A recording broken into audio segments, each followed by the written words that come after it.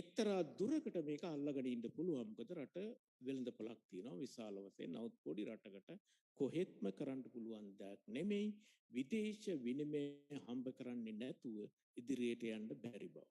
අපි එහෙම ක්‍රමයක් තමයි 77 දී ආරම්භ කළේ. නමුත් අත් වශයෙන්ම අවාසනාවකට යුද්ධයකට මැදි වෙලා ඒ වගේම ප්‍රතිපත්ති ප්‍රතිසංස්කරණ අපේ රටේ සිද්ධ වුණේ දෙපාරයි 77 89. ඒ දෙපාරත් එක හරියට කෙරුණේ නැහැ. භාගයට කෙරුණේ කොහොමවත් කමන්නේ අපි ඒ ප්‍රතිසංස්කරණ ආරම්භ කරලා අපනයන ප්‍රවර්ධන ආර්ථිකයක් ඇති කළා. නමුත් පසුගිය අවුරුදු 25ක 30ක කාලයේ පුරා බලනකොට මේ අපනයන ආර්ථිකය එන්නේ දුර්වල වෙන්න පටන් ගන්නවා. යුද්ධෙත් අවසන් වෙලා ගියා. ඊට පස්සේ මේක තවත් දුර්වල වෙනවා. මොකද හේතුව අපි ප්‍රතිසංස්කරණ ආරම්භ කළේ නැහැ. අපි විදේශ ණය අරගෙන ආයෝජනය කරන්න පටන් ගන්නවා දේශීය ව්‍යාපාරවල. මොනවද මේ දේශීය ව්‍යාපාර? ප්‍රධාන වශයෙන් යටිතල පාසුකම්. Mega projects. එතකොට අපේ ආර්ථික වර්ධනයත් එක්තරා මට්ටමකට සිද්ධ වෙනවා. හැබැයි ඒක අපි දන්නවා දිගින් දිගටම කරන්න පුළුවන් දෙයක් නෙමෙයි. අපනයන වෙළඳපොළ අල්ලන්නේ නැතුව. අපේ ආදායම් වැඩි වෙනවා. හැබැයි වැඩි වෙන්නේ රුපියල් වලින්. දැන් අපිට සිද්ධ වෙනවා රුපියල් උපයලා ඩොලර් ගෙවන්න. අපි කොහොමද මේ දෙක ගලප ගන්න? අපිට මේක ගලපන්න බැරි වෙනකොට අපි තවත් ණය ගන්නවා. එතකොට අපි 2007 සිට 2007 තමයි අපි වාණිජ ණය ගැනීම ආරම්භ කළේ. 2007 සිට 2019 දී වාණිජ ගැනීම ණය ගැනීම නවත්තනකොට මොකද එතනින් පස්සේ ගන්න පුළුවන් කමක් තිබුණේ නැහැ. ලංකාව ණය ගෙවා ගන්න බැරි රටක් වශයෙන් දැන්පත් වෙනවා. ඒපත් වෙනකොට කවුරුත් ණය දෙන්න කැමති නැහැ. එතෙන්ට මේ අවුරුදු 12ක කාලය තුල අපි අරන් තියෙනවා ණය වාණිජ ණය විතරක් අර ජාත්‍යන්තර බැඳුම් කර විකුණලා ගන්න ණය විතරක් බිලියන ඩොලර් බිලියන 17මාරක්. පසුගිය අවුරුදු 40ටම අපිට ලැබිලා තියෙන විදේශ ආයෝජන ප්‍රමාණය බිලියන 13. ඉතින් එතකොට අපි හැබැයි කවදාවත් අපි ජනතාවක් වශයෙන් උත් ණය ගන්නවට විරුද්ධව පෙළපාලි ගියේ නැහැ අපි කවදාවත්. හැබැයි අපි විදේශ ආයෝජන වලට විරුද්ධව නම් ඕනතරම් පෙළපාලි ගියා.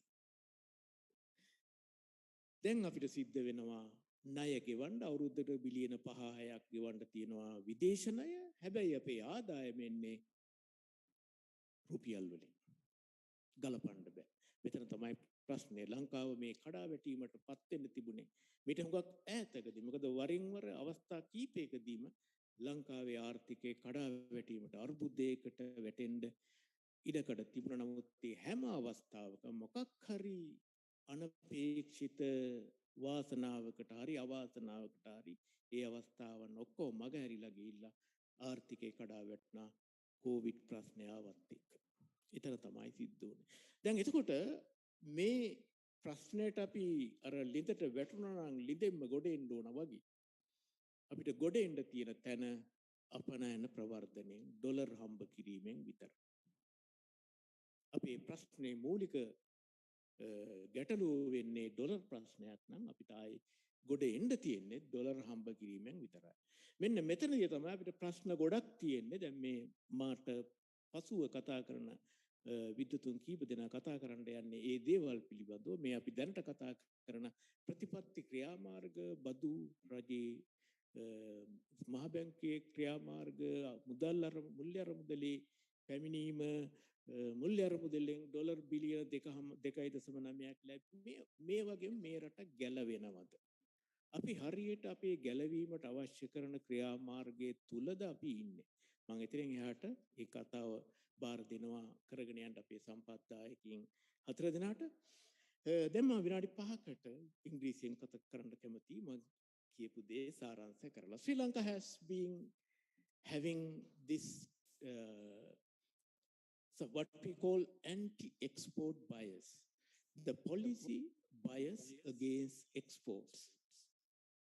In fact, it initiated because of our political problems, the war in the north, war in the south, which retarded our policy reform process.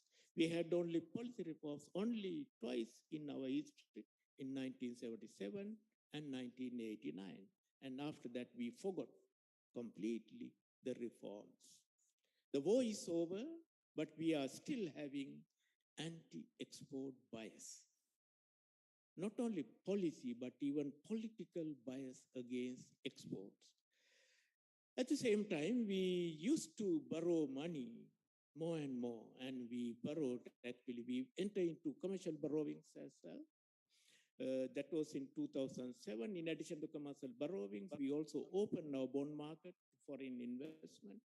So that is also a kind of foreign borrowings. And commercial borrowings alone accounted for $17.5 billion during the last 12 years, from 2007 to 2019. In 2019, we stopped borrowing because nobody was to give us money. But foreign investment that we have received throughout the last 40 years, I'm talking about starting from 1978 or 1980, 42 years, it has been $13 billion. We never protest against foreign investment, but we protested in many occasions against foreign investment, but not against foreign borrowings. We like foreign borrowings, wherever come. It doesn't matter for us. If we borrow money, we like it. But if they are business coming to this country, we don't want them. So we came to the point that we are earning, we borrow money and we invest it in mega projects, and then generating local incomes. Now we come to the point that we have to pay every year 5, 6, 7 billion as our foreign borrowings, repayments, but our income is only in rupees. And we climb to the upper middle income level as well with our local income, but cannot be sustained too long. And the crisis build up slowly, but the collapse is instant, which we experienced during the last couple of months, years. So that's where I'm going to stop. We have taken now a couple of steps, including the fiscal policy reforms, and of course, we all know the tax reforms, and electricity prices and water prices are due to change, and fuel prices, all these things. And we are also entering into an agreement with the IMF to support $2.9 billion. We are also going to receive that. But is this the way out? I leave that question to our resource persons. So at that point, I like to wind up right now, inviting Mohan Samaranayake, or Mohan Chanuka. Chanuka, we have අපිට 2002 පසුගිය අවුරුද්දේ මුල හරියේදී සිද්ධ වුණා අපි ණය නවත්තලා බොල් ණය කර බවට පත් කරන්න අපිට ණය ගෙවන්න හැකියාවක් නැහැයි කියන එක කියන්න. ඒ කතාව ඇත්තක්ද නැත්තක්ද කියන එක හිතන්නවත් අපිට වෙලාවක් හම්බුන්නේ නැහැ. මේක එක රැයෙන් සිද්ධ වෙච්ච ප්‍රශ්නයක්. ඒ වගේම අපි ඊට පස්සේ මුල්‍ය අරමුදලට යනවා. ඉතින් අපිට මේක දැන් මෙතනින් ගැලවීමක් තියෙනවා. ණය පැහැර හැරීමෙන් පස්සේ අපිට ඇති වෙච්ච හානියත් මම හිතන අපේ කවුරු හරි කෙනෙක් සම්පත්දායකයෙක් කතා කරයි අපි ණය ගෙවමින් හිටනකොට තිබිච්ච බරපතල අමාරුවට වඩා ණය පැහැර හැරීමෙන් ඇති වෙච්ච අමාරුව මේ දෙක තක්සේරු කරලා නැහැ කවුරුවත්. මම ආරාධනා කරනවා අපේ සම්පත්දායකින්ට අඩු ගානේ සමාලෝචනය කරනකොට ලක්ෂ්මන් මහත්තයාට ඒව ගැන කතා කරන්න කියලා. So I would like to invite Chanuka Wattegama for your presentation on default and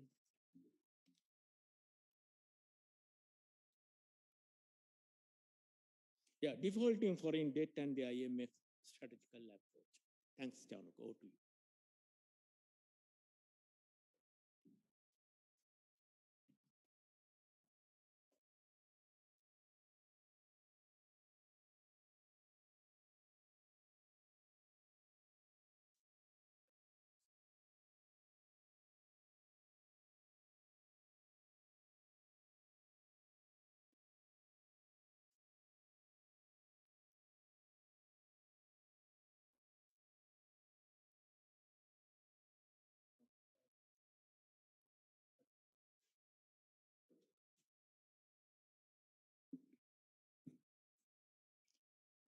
සුබ උදෑසනක් සෝරි සමා වෙන්න සුබ සන්ධ්‍යාවක් හැම දිනාටම මම බලාපොරොත්තු වෙනවා මාචාර්ය සිරිමල්ලා බෙරත්න මහත්මයා නතර කරපු තැනින් ඉස්සරහට ගෙනියන්න එකම පොඩක් ආපස්සට යන්න මේ අර්බුදය ඇති වුණේ කොහොමද මොන පියවරවල් වලින් මේ අර්බුදය වළක්වා ගත හැකිව තිබුණේද අපි ඒක කළේ නැත්තේ ඇයි මොන අවස්ථාවලදී අපිට එහෙම අවස්ථා ලැබුණාද පොඩ්ඩක් කතා කරන්න ඉතාම ඉක්මනින්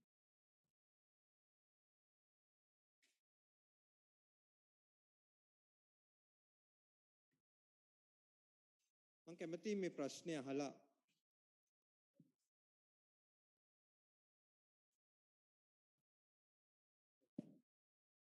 මේ ප්‍රශ්නේ අහලා පටන් ගන්න. ඇයි අපි විතරක් මේ ප්‍රශ්නෙට මැදි වෙලා ඉන්නේ? දැන් උදාහරණයක් හැටියට දෙවන ලෝක යුද්ධයෙන් පස්සේ අපත් සමගම ඒහා කිට්ටු අවුරුදු වල ඉන්දියාව 1947 දී මැලේසියාව මට මතක හැටියට 1950 දී ඔන්න වගේ ඒ කිට්ටු අවුරුදු වල නිදහස ලැබපු තවත් රටවල් ගණනාවක් තියෙනවා. ඒ රටවල් වලින් අද ප්‍රශ්නයක් මතුවලා තියෙන්නේ ශ්‍රී ලංකාවේ නැත්නම් පාකිස්තානේ.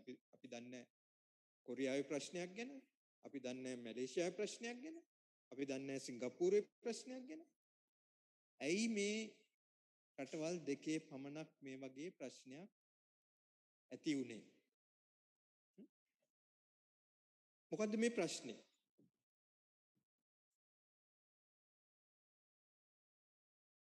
ඊළඟට මම කැමති මේ සංසන්දනය ඉදිරිපත් කරන්න සිංගප්පූරුව හා ශ්‍රී ලංකාව අතර.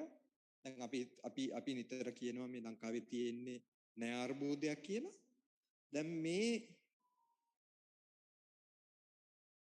සංඛ්‍යා ලේඛන බැලුවහම අපිට පේනවා අපිට වැඩි ණය අර්බුදයක් තියෙන්න ඕනේ සිංගප්පූරුවේ. මොකද ලංකාවේ debt to GDP ratio ණය හා GDP අතර ratio එක 80යි, සිංගප්පූරුවේ එක 153යි. අපි රටවල් උඩින්නම් පහළට පෙළ ගැහුවොත් debt to GDP ratio ලංකාවේ ඉන්නේ 43 වෙනි ස්ථානයේ, සිංගප්පූරුවේ ඉන්නේ 44 වෙනි ස්ථානයේ. ඇයි? අපි කියන්නේ නැති සිංගප්පූරුවේ ආර්ථික අර්බුදයක් තියෙනවායි කියලා. ඇයි අපි ලංකාවේම ආර්ථික අර්බුදයක් තියෙනවායි කියන්නේ?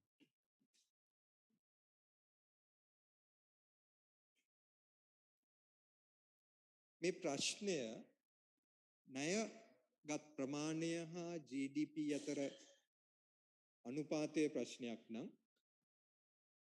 දත්තයක් හැටියට මේ සියලුම රටවල් ඉන්නේ අපිට වැඩිය ඉහළින්. ග්‍රීසිය, ජපානය,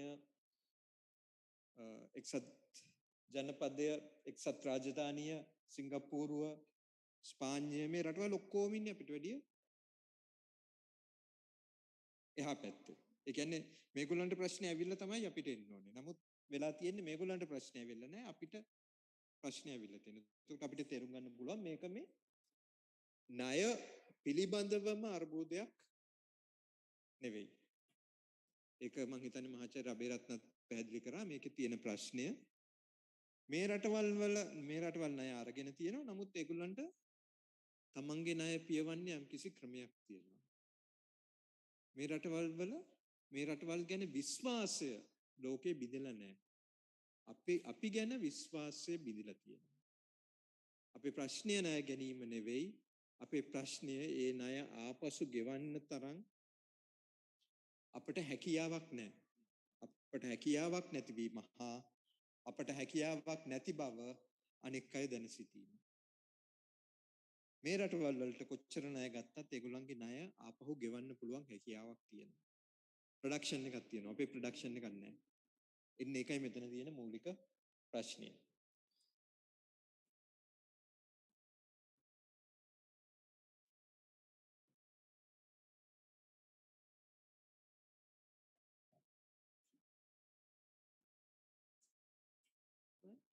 ඊට පස්සේ අපි බලමු ඇත්තටම මොකද වුනේ? අපි පොඩ්ඩක් අතීතයට ගිහින් බලමු ඇත්තටම මොකද වුනේ? කොතනින්ද මේ ප්‍රශ්නේ පටන් ගත්තේ? 1948 න්ද සමහරු කියන විදිහට 1977ද 1956ද කොතනින්ද මේ ප්‍රශ්නේ පටන් ගත්තේ?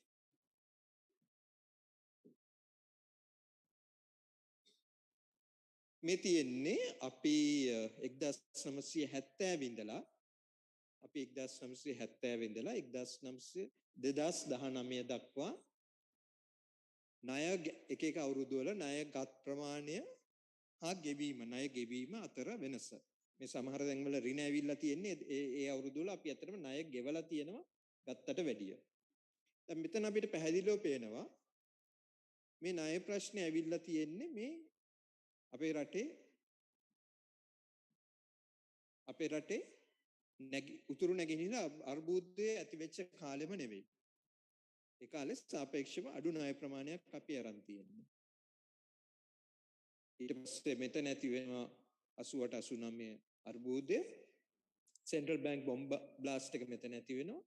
නෝර්ත් ඊස්ට් කොන්ෆ්ලික්ට් 1979 පටන්ගෙන 2009 දක්වා යනවා. මේ අවුරුදු වල මෙන්න මේ අවුරුදු 3 ඇරෙන්න අපි ඇත්තටම මේ ටිකේ අරගෙන තියෙන්නේ විශාල ණය ප්‍රමාණයක් නෙවෙයි.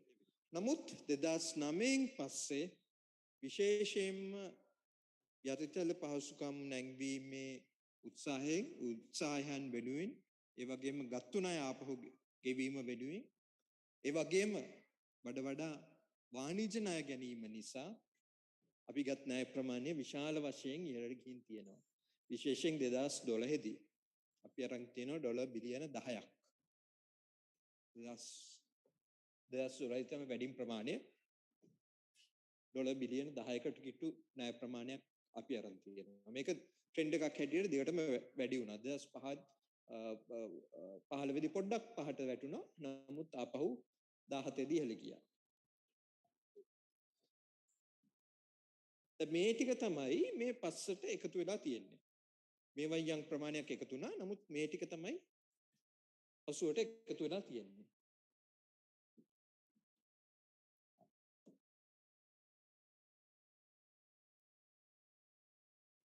ඊළඟට මගේ ඊළඟ ප්‍රශ්නේ 2015 දී ආණ්ඩුව මාරු නොවුන නම් මොකද්ද වෙන්න තිබුණේ කියලා. මේක කවුන්ටර් ෆැක්චුවල් ප්‍රශ්නයක්. හරිම උත්තරයක් දෙන්න උගක් අමාරුයි. නමුත් අපිට හිතා ගන්න පුළුවන් යම් දේවල්.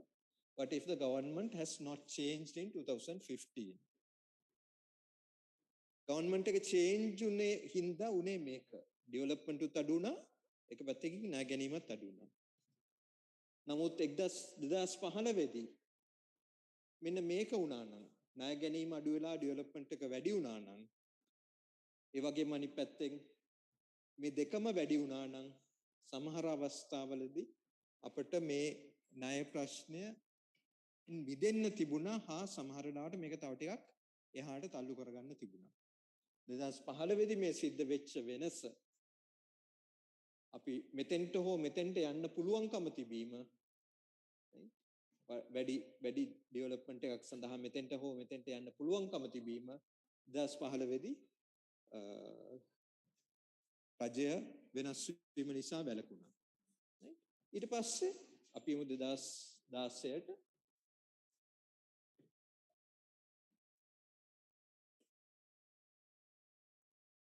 දෙදස් 16-17 වෙන කාලෙ වෙනකොට යම් කිසි අවබෝධයක් තිබුණා අපිට මේ ආර්ථික අර්බුදය ගැන. කවුරු හරි එක නෑ කියනවා නම් බොරුවක්. මොකද මං මගේ පරණ ලියපු ලේඛන දිහා බලනකොට මාත් ලියලා තියෙනවා. 2016-17 කාලෙදී මාත් ලියලා තියෙනවා මෙහෙම දෙයක් වෙන්න පුළුවන් කියලා. මං හිතන්නේ ඒ අවබෝධය අපිට තිබුණා. ඒ අවබෝධය අපි හැමදෙනාටම තිබුණා.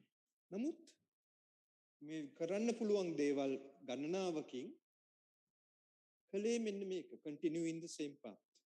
ඒ path එකේම ගියපු එක කරේ. කරන්න තිබුණේ මේ debt restructuring initiate කරන එක 2019 නෙවෙයි 2020 නෙවෙයි 2021 නෙවෙයි 2016-17 කාලෙදී කරා නම් ඊට පස්සේ තේරීපත් වෙන රජයකට පුළුවන්කම තිබුණා යම් කිසි මට්ටමකට මේ ක්‍රයිසිස් එක කන්ට්‍රෝල් කරගන්න. right 2016 දී ඊයේ පියවර ගත්තා නම් නමුත් අපි 2016 දී ඒ පියවර ගත්තේ නැහැ. ඊට පස්සේ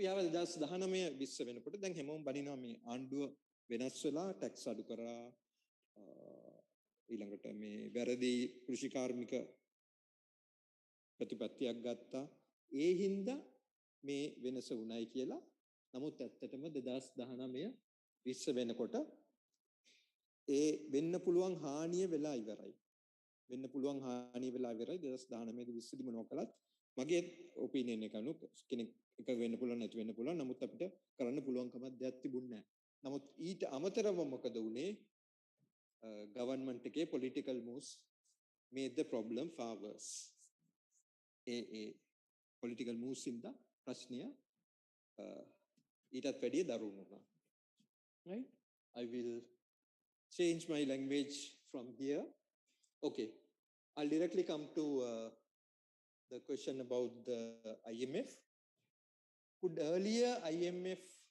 it should be assistant not aid could earlier IMF assistant have saved us the answer is yes but not alone that right there were other conditions we should have approached the IMF in 2016 and 17 not later we should have improved our exports professor mentioned we should have improved our exports right then we should have faced COVID-19 this is also something not many talking about we should have faced COVID-19 in a more rational manner what we have done is we have just closed down all the factories all the business activities going on like for so many months and this is one reason right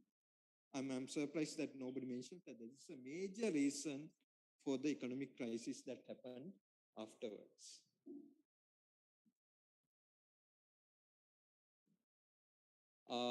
then the major question was debt default a choice in my opinion by 2021 it was not a choice I mean I don't think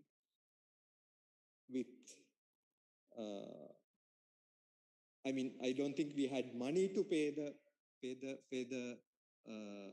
debts that has been enmasked and we had time to do the restructuring but this was a choice in 2016-17 that did not happen by 2019-2020 it was like already it was not a choice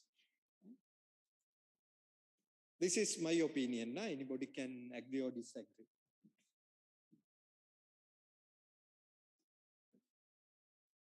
then the question is IMF assistant is a choice at this point should we go to IMF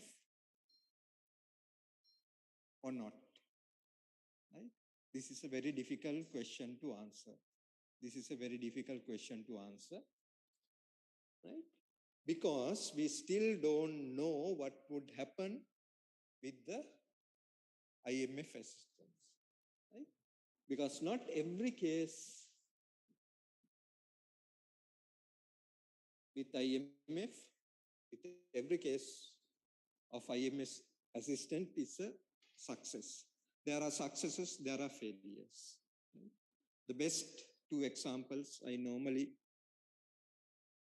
compare one side it's Greece the other side it's Korea South Korea had a problem had an economic crisis in 1998 it went for IMF aid and very very harsh austerity programs finally the population has to bring their jewelry and gold to the banks it went up to that level but they come out of the problem in 2001 just after 3 years they have fairly okay Greece on the other hand right even after 10 years Greece is still struggling for its recovery. Right? Very quickly, I will go through these 3 slides.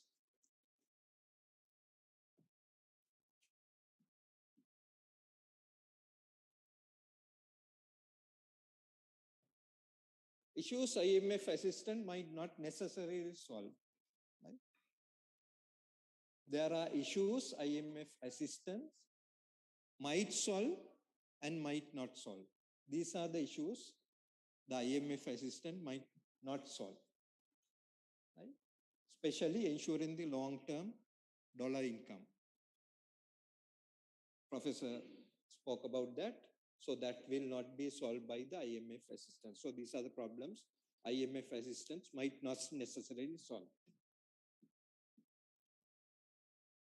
And these are the problems the IMF assistance might solve, but again, please remember that will be of short term.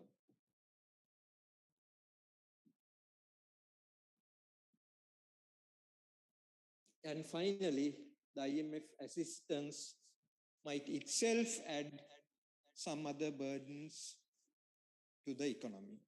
Like say, for example, we get additional 2.9 billion. So we have to find a way to pay that also. And that comes to the top of other debt components. Right? And we already know the high tax and corporate tax, high tax, the personal tax, corporate tax, and the high interest rates are already becoming a burden to the industry. Right? So these are again problems with the IMF assistance. And again, we have a question mark on the, we can take the IMF assistance, but we have a question mark on the sustaining the IMF assistance. Right? This is another issue, right?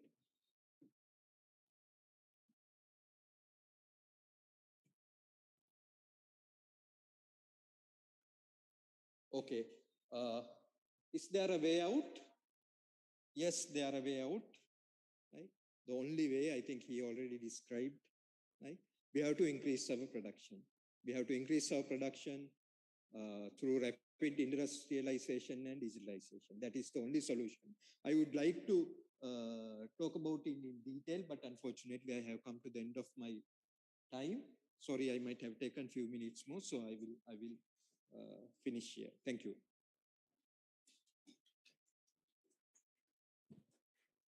Thank you, Shanuka.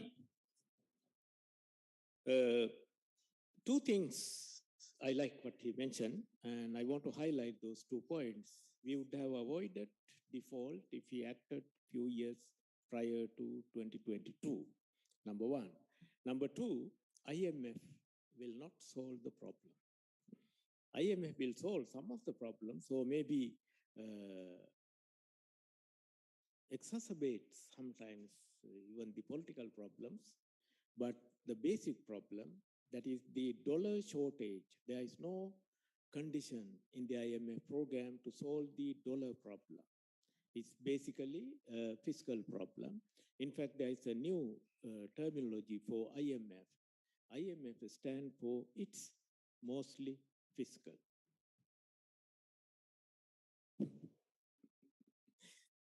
With that note, I like to call upon Mohan Samarnaika, and just to give you an introduction, පොඩි හඳුන්වාදීමක් කරන්න කැමති එතුමා කතා කරන්න බලාපොරොත්තු වෙන දේ පිළිබඳව. දැන් මේ ලෝකයේ ඉන්න ලොකුම රටවල් දෙක, ආර්ථික වශයෙන් ලොකුම වෙන්න යන රටවල් දෙක, එකක් දැනටම දෙවෙනි ස්ථානයේ, අනෙක් රට දැනට හතරවෙනි ස්ථානයේ ඉන්නේ ලෝකයේ විශාලතම ආර්ථික වශයෙන් ගත්තාම චීනය, ඉන්දියාව. ඉන්දියාව මම හිතන්නේ අපි අසල්වාසී රට, අපි බොහෝ දෙනෙක් දන්නේ නැත්තු ඇති ඉන්දියාව මොනතරම් වේගයෙන් ඉස්සරහට යන රටක්ද කියන එක.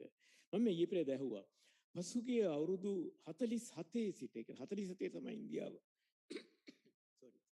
ඉන්දියාව නිදහස ලැබී 1947 දී අපිට අවුරුද්දකට කලින් 47 සිට මේ දක්වා ඉන්දියාවට ලැබිලා තියෙන විදේශ ආයෝජන ප්‍රමාණය බිලියන 950 බිලියන මේ බිලියන 950න් බිලියන 530ක් ඇවිත් තියෙන්නේ පසුගිය අවුරුදු 2015 ඉඳලා පසුගිය අවුරුදු කීපය තුල දැන් ඔයගොල්ලන්ට හිතාගත්ත හැකි ගිය අවුරුද්ද 2022 දී ඉහළම විදේශ ආයෝජන ප්‍රමාණය ආපු එක රටක් ආසියාවේ රටවල් තුනක් තියෙනවා විදේශ ආයෝජන වැඩියෙන් මේන මුළු ලෝකෙම නම්බර් 1 2 3 පළවෙනි එක චීනය දෙවෙනි එක සිංගප්පූරුව තුන්වෙනි එක දැන් අවුරුදු කීපයක් තිස්සේ ඉන්දියාව ඉහළම විදේශ ආයෝජන ප්‍රමාණය ලැබුණේ පසුගිය අවුරුද්දේ මේ මුළු ලෝකෙම කඩා වැටලා තියෙන අවස්ථාවක කොවිඩ් ප්‍රශ්නෙන් ආර්ථික අර්බුදයෙන් ලංකාවගේ රටවල් ආර්ථික අර්බුදයෙන් ගිලිලා 10%ක ඍණ ආර්ථික වර්ධන වේගයන් වාර්තාගත කරන අවුරුද්දේ ඉන්දියාවට ආපු විදේශ විනිමය ප්‍රමාණය විදේශ ආයෝජන ප්‍රමාණය ඩොලර් බිලියන 83ක් ඩොලර් බිලියන 83ක් ඉන්දියාව අපි බලන් ඉන්නට වඩා බොහොම වේගෙන් ඉස්සරහට බලාගෙනම ඉන්න සිද්ධ වෙයි. ඉතින් මේ බල අරගලයකුත් එක්ක මේ රටවල් දෙක දැන් මේ ආසියානු කලාපයේ ලංකාව දෙපැත්තෙන් ඉන්නකොට අපි කොහොමද ලුබ්‍රිකන් ඉකොනොමි එකක් වෙලාවත් අඩු ගන්න මේ රටවල් දෙකට ඉදිරියට යන්නේ මොහොන් ඔබට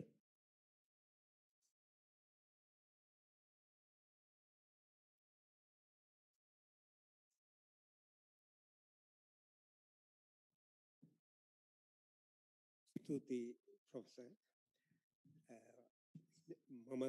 මට බාර දීලා තිබෙන මාතෘකාව විනාඩි 10ක් ඇතුළත කතා කිරීම අතිශය අසීරුයි. නමුත් මම උත්සාහ කරන්න.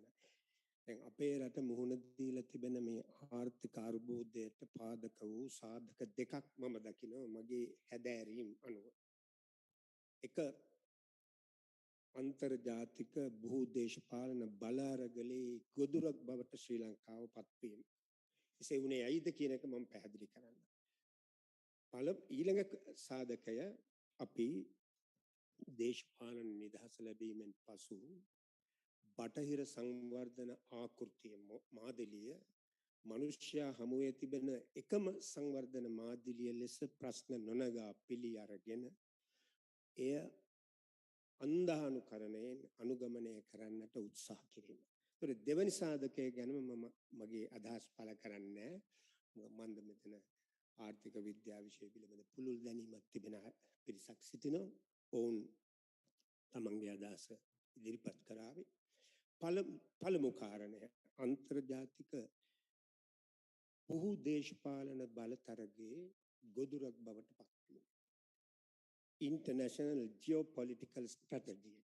මොනවද ජියෝපොලිටික්ස් කියන්නේ? මේ ගැන විශාල වශයෙන් ලියවී තිබෙනවා. මම එකම එක අර්ථකථනයක් නිර්වචනයක් තෝරාගත්තා. 1944 දී ෆ්‍රාන්ස් නිව්මාන් සම්පාදනය කළ බිහිමොත් The Structure and Policies of National Socialism. ඔහු හිට්ලර්ගේ ජාතික සමාජවාදය තද බල ලෙස විවේචනය කරමින් ලියූ ග්‍රන්ථයක්. මේ ග්‍රන්ථයේදී ෆ්‍රාන්ස් නිව්මාන් කියනවා ඔහුගේම වචන වලින් geopolitics is nothing but the ideology of imperialist expansion. Geopolitics කියන්නේ වෙන මොනවත් නෙවෙයි අධිරාජ්‍යවාදී ප්‍රසාරණයේ ව්‍යාප්තියේ මතවාදය. මේ අදහස බහුදේශපාලන බලතරගය දෙවැනි ලෝක සංග්‍රාමයට පෙර බොහෝ සෙයින් සීමා වුණා අධිරාජ්‍යවාදී බල කේන්ද්‍ර අතර තරගයට. බ්‍රිතාන්‍ය, ජර්මනිය, ජපානය මේ ආදී වශයෙන්. ඒ කාලෙදී මේ පිළිබඳව ඉතාම ගැඹුරු විග්‍රහයක් කළ පුද්ගලයෙක් හැල්ෆර්ඩ් මැකයින්ඩ්. ඔහු 1903 සිට 908 දක්වා ලන්ඩන් ස්කූල් ඔෆ් ඉකොනොමික්ස් ආයතනයේ අධ්‍යක්ෂකවරයා. ඔහු 1904 දී නිබන්ධනයක් සම්පාදනය කළා. ඒ නිබන්ධනයේදී ඔහු කියනවා ලෝකය පාලනය කරන රටවලට සෙසු රටවල් තමන්ගේ ග්‍රහණයේ තබා ගන්නේ නැතුව පවතින්නට බෑ කියන එක. ඔහුගේ වචන වලින් කියනවනේ මම මේක ඉංග්‍රීසියෙන් උපුටා දක්වන්නම් ප්‍රොෆෙසර් එතකොට මට ඉංග්‍රීසියෙන් කතා කිරීම අවශ්‍ය වෙන්නේ නැහැ. ඔහුගේ ග්‍රන්ථයේ ඔහු කියනවා colonies in Africa and Asia constituted a safety valve for European society, and that a closer of the world to European imperialist expansion would lead to the uncontrollable unleash of class forces within European societies. ආසියාවේ සහ අප්‍රිකාවේ යටත් විජිත යුරෝපීය සමාජයට ආරක්ෂක කපාටයක්. ඒ කපාටය ඉවත් කළහොත් යුරෝපීය රටවල පන්ති බලවේග පුපුරා යනවා පාලනය කළ නොහැකි ලෙස. ඒ නිසා ලෝකය පාලනය කිරීමට බලාපොරොත්තු වන රාජ්‍යයන් ලෝකයේ සෙසු රටවල් තමන්ගේ කක්ෂය ඇතුලේ සබාගත යුතුයි කියන අදහස තමයි. දෙවැනි ලෝක යුද්ධයෙන් පසු සෝවියට් දේශයේ බිඳ වැටෙන තෙක් මේ ජියෝපොලිටික්ස් පිළිබඳ කතිකාව තරමක් යටපත් වුණා. නැවත ඒක උඩට එනවා. මම මේ දිග කතාවක් කෙටි කරලා කියන්නේ 1991 දෙසැම්බර් මාසයේදී සෝවියට් දේශයේ බිඳ වැටීමෙන් පසු සෝවියට් දේශයේ බිඳ වැටි වසරකට පසුව 1992 දී ඇමරිකාවේ ප්‍රතිපත්ති සම්පාදකයෝ ඒ අතර ඔවුන් අතර මුල් තැන ගත්තේ පෝල් වුල්ෆොවිට්ස් ඔහු වරක් ලෝක බැංකුවේ සභාපති ධුරයටත් පත් වුණා. ඔහු සම්පාදනය කරා සෝවියට් දේශයේ බිඳ වැටීමෙන් පසු ලෝකය කොයි විදිහටද හැඩගැස්විය යුත්තේ. එහිදී ඔහු පැහැදිලිව කියනවා තව සුපර් පවර් කෙනෙක් එන්න කලින් ඇමරිකාව තමන්ගේ ලෝක ආධිපත්‍යය තහවුරු කරගත යුතුයි කියන එක. ඔහුගේ වචන වලින් තියෙනවා before the next super power is coming. දැන් ඒක අපිට දකින්න තියෙනවා යුක්‍රේනයේ ඇස් ඉදිරිපිට මේ යථාර්ථය.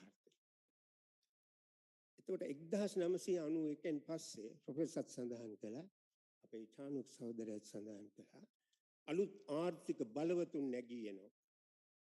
චීන, ඉන්දියාව, වැටිලා තිබුණු රුසියාව බලවතෙක් බවට පත් වෙනවා ආර්ථික සහ මිලිටරි වශයෙන්. ඒ පරිසරයේ ඇතුලේ ඇමරිකා එක්සත් ජනපදයට අවශ්‍ය වෙනවා නැගී එන ආර්ථික බලකේන්ද්‍ර සමග සටන් කිරීම සඳහා නව සැලැස්මක් නව උපාය මාර්ගයක්. මේ පිළිබඳව මම සාක්ෂි එකක් හෝ දෙකක් පමණ සඳහන් කරන්න.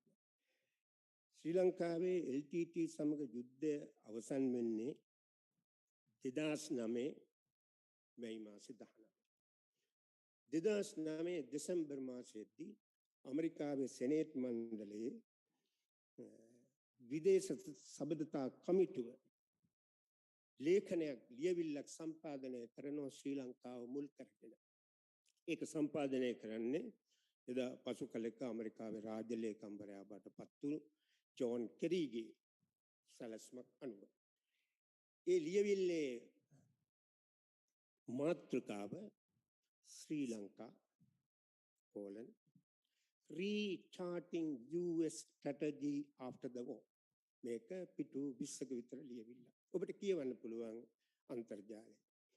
එහි සඳහන් කරනවා ශ්‍රී ලංකාවේ වැදගත්කම. පිහිටීම අතින්. මේ විදිහටයි එහි කියන්නේ. Sri Lanka is located at the nexus of crucial maritime trade routes. ශ්‍රී ලංකාව පිහිටලා තින්නේ අතිශය වැදගත් මුහුදු වෙළඳ මාර්ග අසපල in the Indian Ocean, connecting Europe and the Middle East to China and the rest of Asia. අන්න ශ්‍රී ලංකාවේ වැදගත්කම. තව කරුණු රාශියක් තිබෙනවා. ඊළඟ පරිච්ඡේදක පැහැදිලිව සඳහන් කරනවා the United States cannot afford to lose Sri Lanka. America එක්සත් ජනපදයට ශ්‍රී ලංකාව නැතිව බෑ. මේක පසු කාලයකදී අපිට සාක්ෂි සහිතව දකින්න ලැබෙනවා. 2015 යහපාලන රෙජීම් මම ඒක හඳුන්වන්නේ රෙජීම් චේන්ජ් ව්‍යාපෘතිය.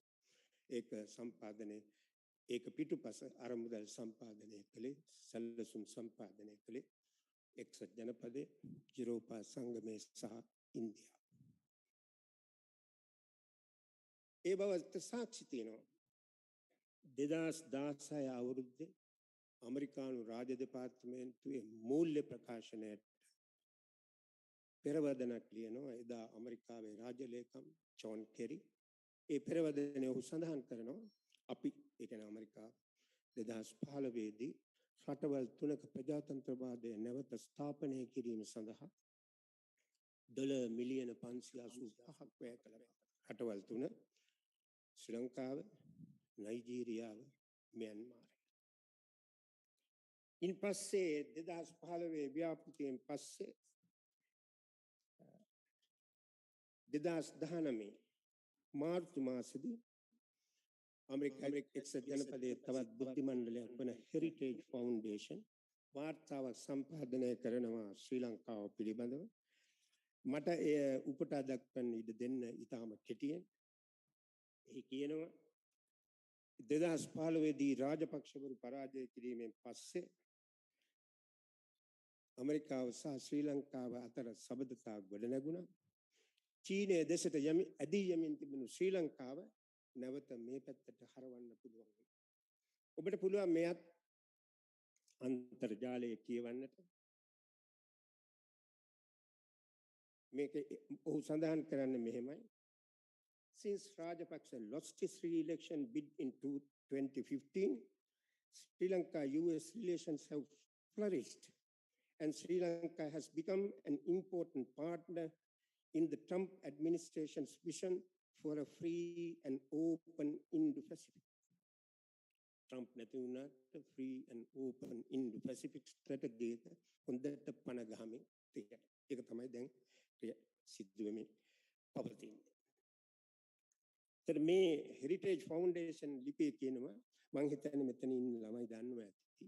ඇමරිකා එක්සත් ජනපදයේ වැනි ධනවත් සහ බලවත් රටවල චීනය, ඇමරිකාව, රුසියාව, ඉන්දියාව මේවායේ ප්‍රතිපත්තිමය තීරණ ගන්නේ ඡන්දයෙන් බලයට පත්වන දේශපාලකයන්ගේ හිතේ පහළ වන මනස්ගත අනුව නොවේ. ඔවුන්ට අවවාද උපදෙස් දෙන අතිශය ඉහළ දැනුමක් සහිත ඒ ශාස්ත්‍රයේ බුද්ධිමතුන් ඉන්නවා. අමරිකාවේ එවැනි think tanks ගණනාවක් තිබෙනවා. ඒ අතර ඉතාම ධනවත් සහ බලවත් think tank එක තමයි the Council on Foreign Relations. ඒ පළ කරන වාර්තාව සංග්‍රහයක් තියෙනවා the foreign policy. මම හිතන්නේ මේ විෂය හදාගන්න ළමයි කියවන්නට සුදුසුයි. ඒකට ඇයි එක්සත් ජනපදයට ශ්‍රී ලංකාව වැදගත් වෙන්නේ? අර 2009 දෙසැම්බර් මාසයේ සඳහන් කරපු වාර්තාවේ වුන් කියනවා ශ්‍රී ලංකාවේ පිහිටීම. 2015 දී එනවා ලංකාවට ජෝන් කෙරි 2015 යහපාලන ආණ්ඩුව කාලේ. ජෝන් කෙරි ලංකාවට පැමිණීමෙන් පසු 2015 මැයි මාසයේ ලක්ෂ්මන් කදිරගම ආයතනයේදී කතාවක් කරනවා. ඉතින් කදිම කතාවක්. ඔහු හොඳ දැනුමක් තියෙන පුද්ගලෙක්.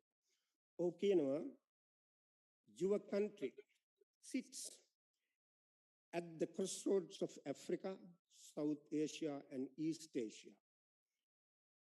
And for centuries, it has served as the gateway for merchant ships. The Indian Ocean is the world's most important commercial highway. Today, 40% of all seaborne oil passes through the Strait of Hormuz, and half of the world's merchant fleet capacity sails through the Strait of Malacca. And with its strategic location near deep water ports in India and Myanmar, Sri Lanka could serve as the fulcrum of a modern and dynamic Indo-Pacific region.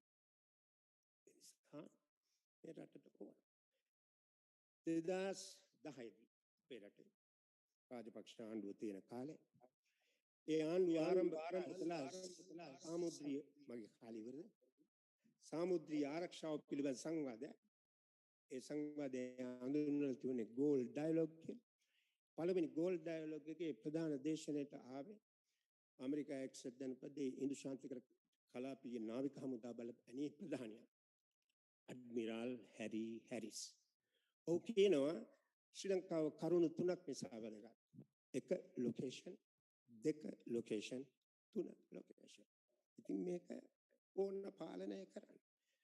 ඒ පාලනය කිරීමට නම් මම දකිනවා අපට වැරදි ආර්ථික උපදෙස් දෙන්නට මේ රටේ ආර්ථිකයේ දේශපාලනය පාලනය කරන්න ඕන. මම එකම නිදර්ශනයක් කියලා නවත්තන්න ප්‍රොෆෙසර්. 1970 චිලි දේශයේ බලයට පත් වෙන සල්වදෝර් අලන්දේ. ඔහු සමාජවාදී මාර්ගය තෝරාගත්තා.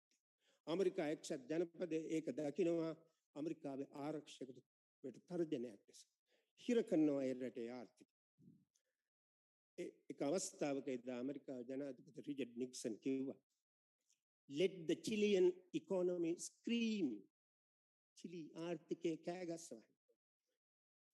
අපේ දැක්ම නම් අර කිව්වා අතිරේක කරුණු වලට අමතරව මේ සාධකය මෙතන තිබෙනවා කියන එක.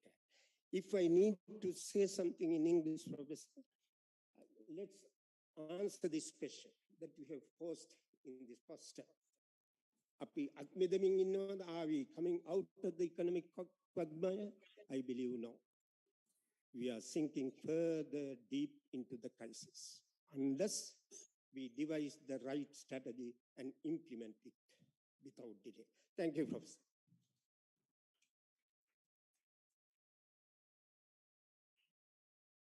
Thank you, Mohan. ඉතාමත්ම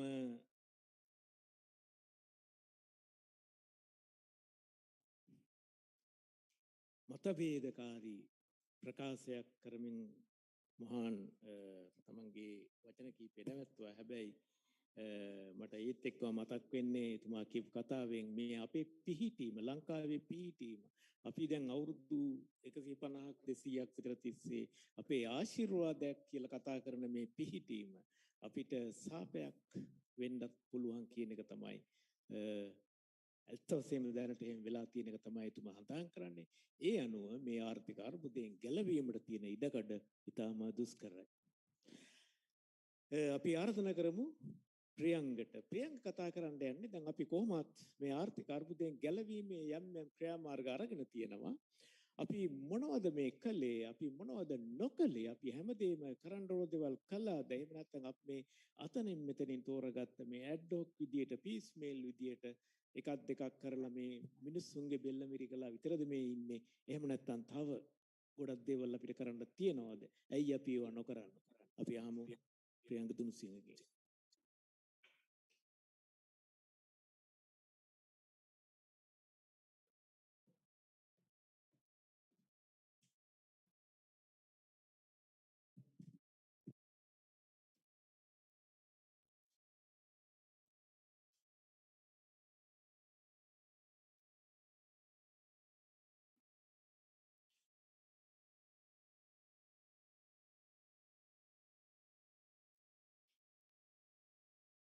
සුබ සන්ධ්‍යාවක්.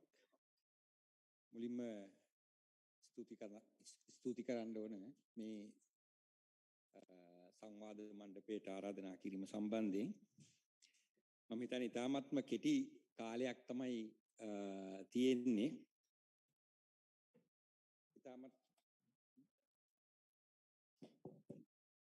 ඉතාමත්ම කෙටි කාලයක් තමයි තියෙන්නේ.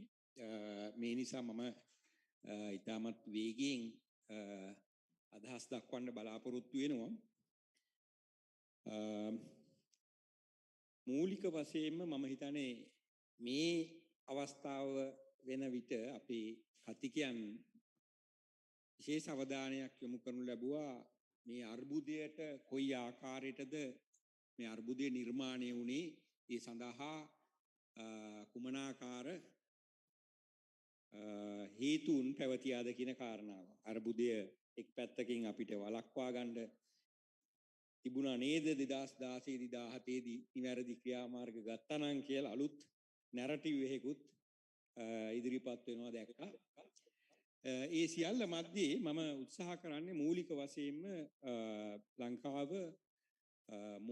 ෆිස්කල් ප්‍රතිපත්තියට අදාළව රජයේ ආදායම හා වියදමට අදාළව ඇති පැවති තත්ත්වය හා මේ වන විට ඊට අදාළව අරගෙන තියෙන පියවරයන් හා ගත යුතු පියවරයන් පිළිබඳ මූලික අවධානයක් යොමු කරන්න. කෙනෙකු මේක ඩොලර් නැතිකම පිළිබඳ ගැටලුවක් විදිහට දකිනකොට තවත් පැත්තකින් බලනකොට පේනවා මේක ආණ්ඩුවට රුපියල් නැතිකම පිළිබඳ ප්‍රශ්නයකුත් මෙතන තියෙනවා කියලා. අපි මූලික අවධානය යොමු කළොත් ඉතාමත්ම සරල මට්ටමේ කාරණාවකට ඒ තමයි ඉතාමත් සරලව ගත්තොත් රජයේ ආදායමට මොකද වෙලා තියෙන්නේ කියලා පැහැදිලිව පේනවා. රජයේ ආදායම දලදේශීය නිෂ්පාදිතයේ ප්‍රතිශතයක් විදිහට ගත්තාම දිගටම විශේෂයෙන්ම 1950 ගණන් වල 60 ගණන් වල ඉඳලා පහළට ගිහිලා. මේක හොඳ තත්ත්වයක් නෙමෙයි. ඒක හොඳ තත්ත්වයක් නොවන කාරණාවක් අපිට බලන්න පුළුවන් දෙයක් තමයි අනෙක් රටවල් වලට සාපේක්ෂව බැලුවාම ලංකාවේ මේ ආකාරයට මූලික වශයෙන්ම බදු ආදායම් වැටිලා විතරක් නෙමෙයි බදු ආදායම මූලික වශයෙන්ම ලැබෙන්නේ සැලකිය යුතු ප්‍රමාණයක් වෙළඳාම ආශ්‍රිතයෙන් බදු විදිහට ලැබෙනවා.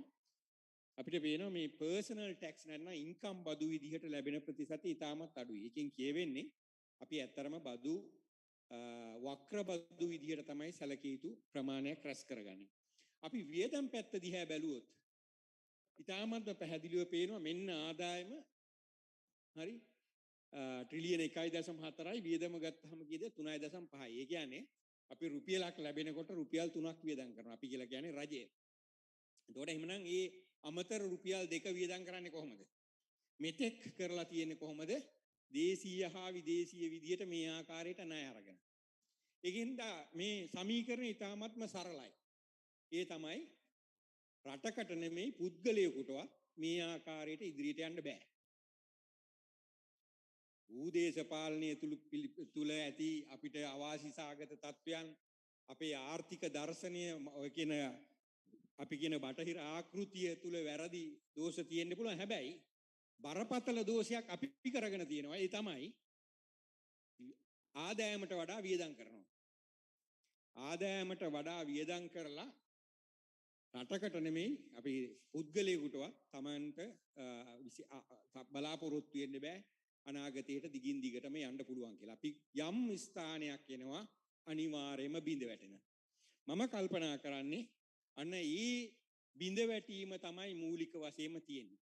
එතකොට රජය මේ තියෙන හිඟය පියවන්න එක පැත්තකින් දේශීයව ගත්තා අනිත් පැත්තෙන් විදේශීයව ගත්තා.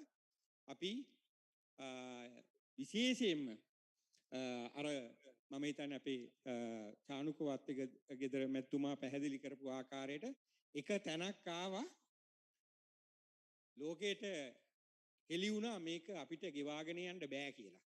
අපි එක්ස්පෝස් වුණා. මෙතන තමයි තියෙන බරපතලම කාරණාව.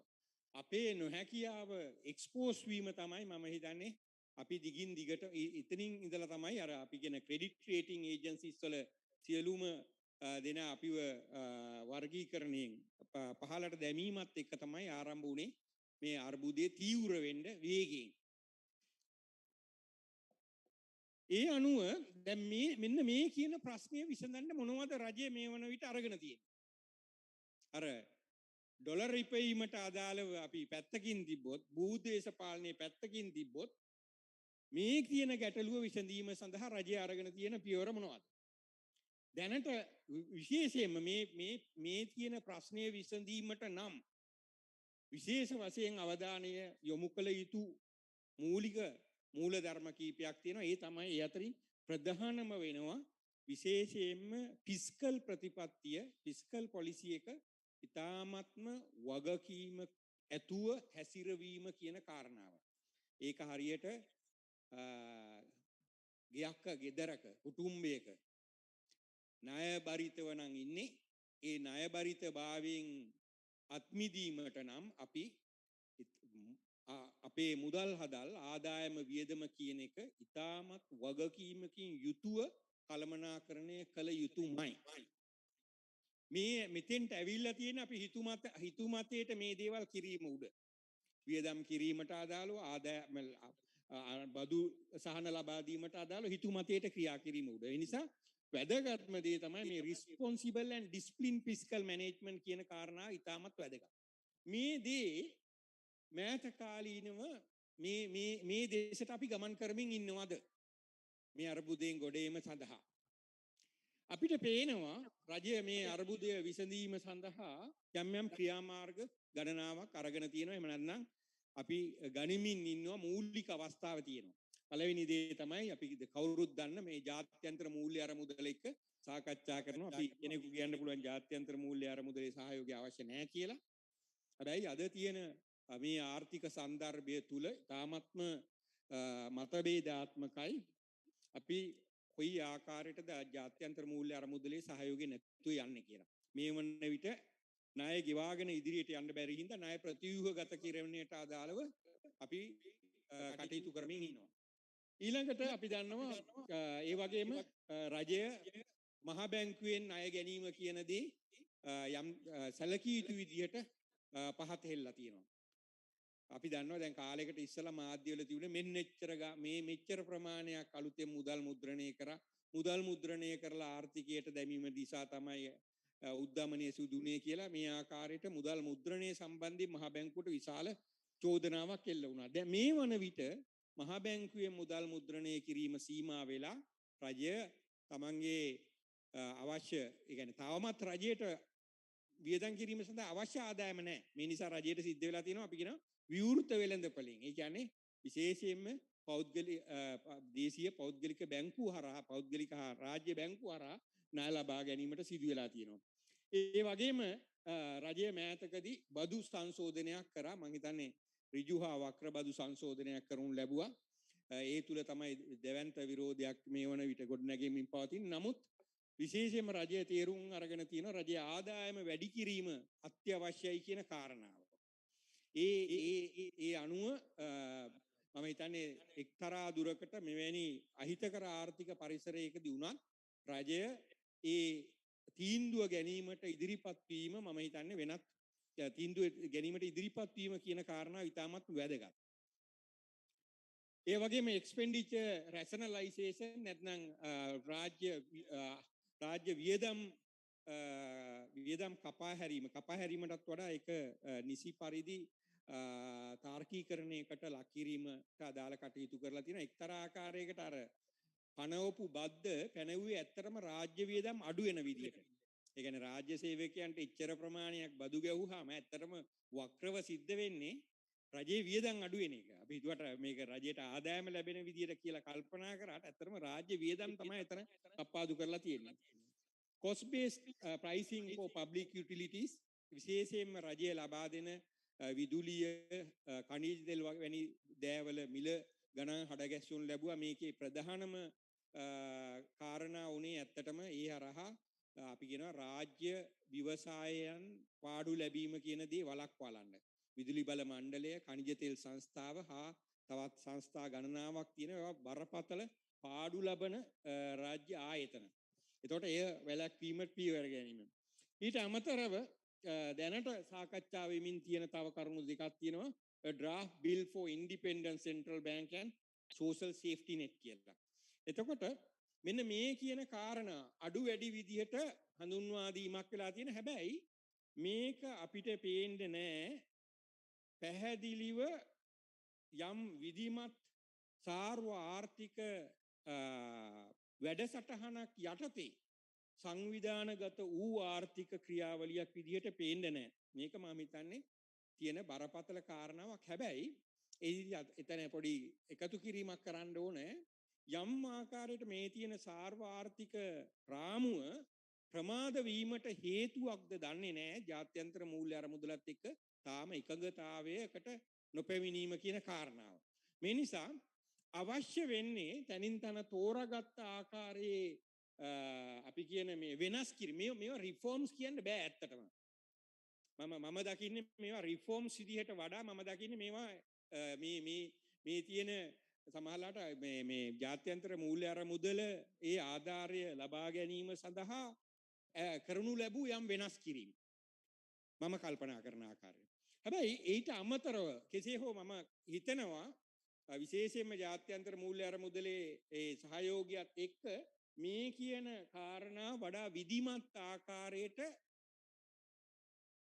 මධ්‍යකාලීන කෙටිකාලීන හා මධ්‍යකාලීන විදියට විධිමත් ආකාරයට සැකසේවි කියලා. මීට අමතරව මම මූලික වශයෙන්ම විය යුතු පැත්ත ගැන කල්පනා කරොත් පළවෙනි කාරණාව තමයි මේ කියන අර පෙර සඳහන් කරපු දේවල් ඇත්තටම සිද්ධ වෙන්න ඕන විධිමත් ක්‍රමවේදයක් යටතේ. එකක් තමයි improve tax collection mechanism. දැන් රාජ්‍ය tax වැඩි කරා.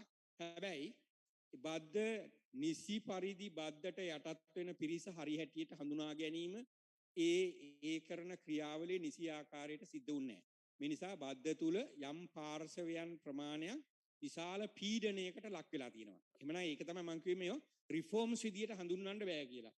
දෙවන කාරණාව තමයි මම හිතන්නේ පබ්ලික් එක්ස්පෙන්ඩිචර් තුල අඩු කිරීමට ඉඩක් නැති වෙන්න පුළුවන්. හැබැයි විශාල ඉඩකඩක් තියෙනවා රාජ්‍ය වියදම යම් ක්ෂේත්‍රවලට රීඇලොකේට් කරන්න. ඒ නිසා මම හිතන්නේ ඒ පිළිබඳව රජය අවධානය යොමු කරන්න ඕනේ.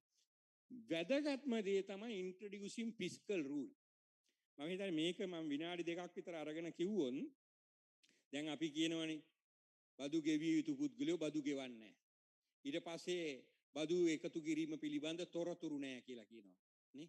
දැන් මේ ආකාරයේ විශාල ගැටලු ගණනාවක් we are talking about number of issues related to public revenue collection mechanism as well as the expenditure mechanism and various issues. But what we have seen over the years is that the government, whatever the government that came into power, they do not basically follow the budget estimates. Whatever the numbers they cite in their budget speeches with respect to debts, with respect to revenue, with respect to expenditure, they do not follow.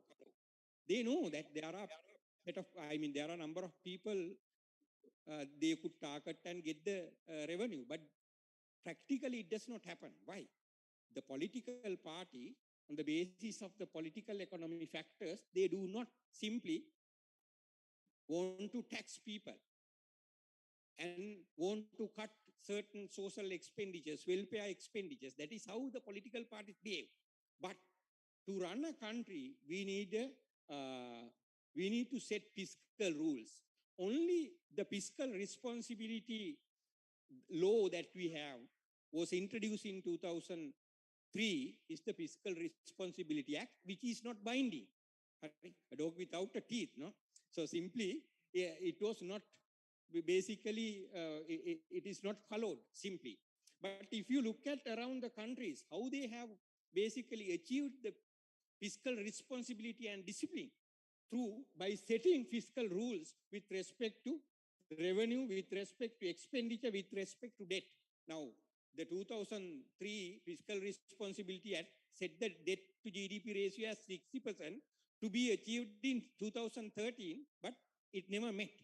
Okay? So I think the way forward for Sri Lanka, right now there is no discussion as such either in the media or among the policy makers as such, but we have to make sure that fiscal rules are introduced into the constitutions so as to bind the government from excessive borrowing or avoiding the collection of revenue and all these things. Once it is, it is in the constitution, then government know how, basically whatever the government that come into power, there is no option but to basically collect the revenue and meet that requirement and also spend and adjust their expenditure in that terms.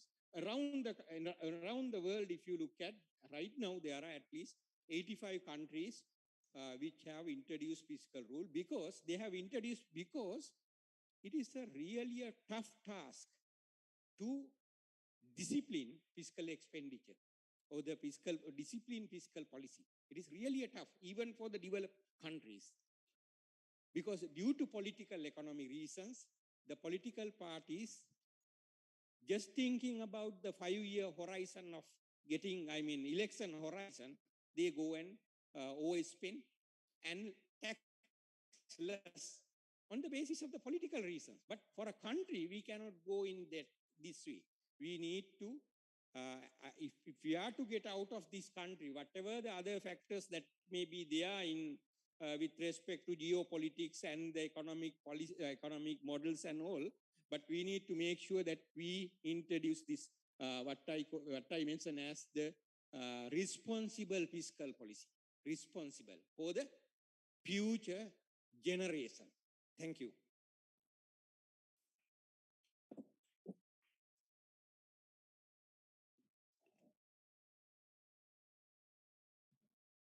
Thank you, Professor Dunusingha. මට මතක් වුණේ මට පහුගිය දවස්වල මම මේ පිළිබඳව ලියමින් හිටියා මගේ වීක්ලි සතිපතා යන පුවත්පත් කොලම් එකට. එක කැනඩාවේ සංචාරකයෙක් මේ පුවත්පත කියවලා මම හිතන ඔන්ලයින් කියවලා මට ඊමේල් එකක් කියවලා තියෙනවා. මේ ඒ ඊමේල් එකේ සඳහන් කරනවා ලංකාවේ මිනිස්සුන්ට බදු ගෙවලා පුරුද්දක් නැති බව තමයි පේන්නේ කියලා. අපේ රටේ බදු ගෙවන එක පුරුද්දක් වෙලා නැහැ අත් වශයෙන්ම. මොකද යුරෝපීය රටවල හැම කෙනාම සියලුම දෙනා බදු ගෙවනවා. නමුත් අපේ රටේ බදු ගෙවන්නේ නැහැ. දැනටත් අපිට පේනවා අර එළියේ තියෙනවා ලොකු තරගයක් දේශපාලන පක්ෂ අතර බදු නොගෙවන පිරිස වැඩි කරලා දෙන්න. ඒ විදියට කරලා ඡන්ද වැඩියෙන් ලබා ගන්න.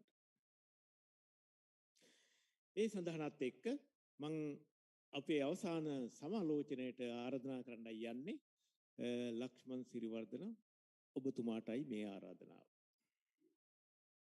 විනාඩි 10යි ඊට පස්සේ ප්‍රශ්නයක් දෙකක් තුනක් තියෙනවා නම් අපිට ඒක අහන්න උත්තර දෙන්න පුළුවන් වෙනවා.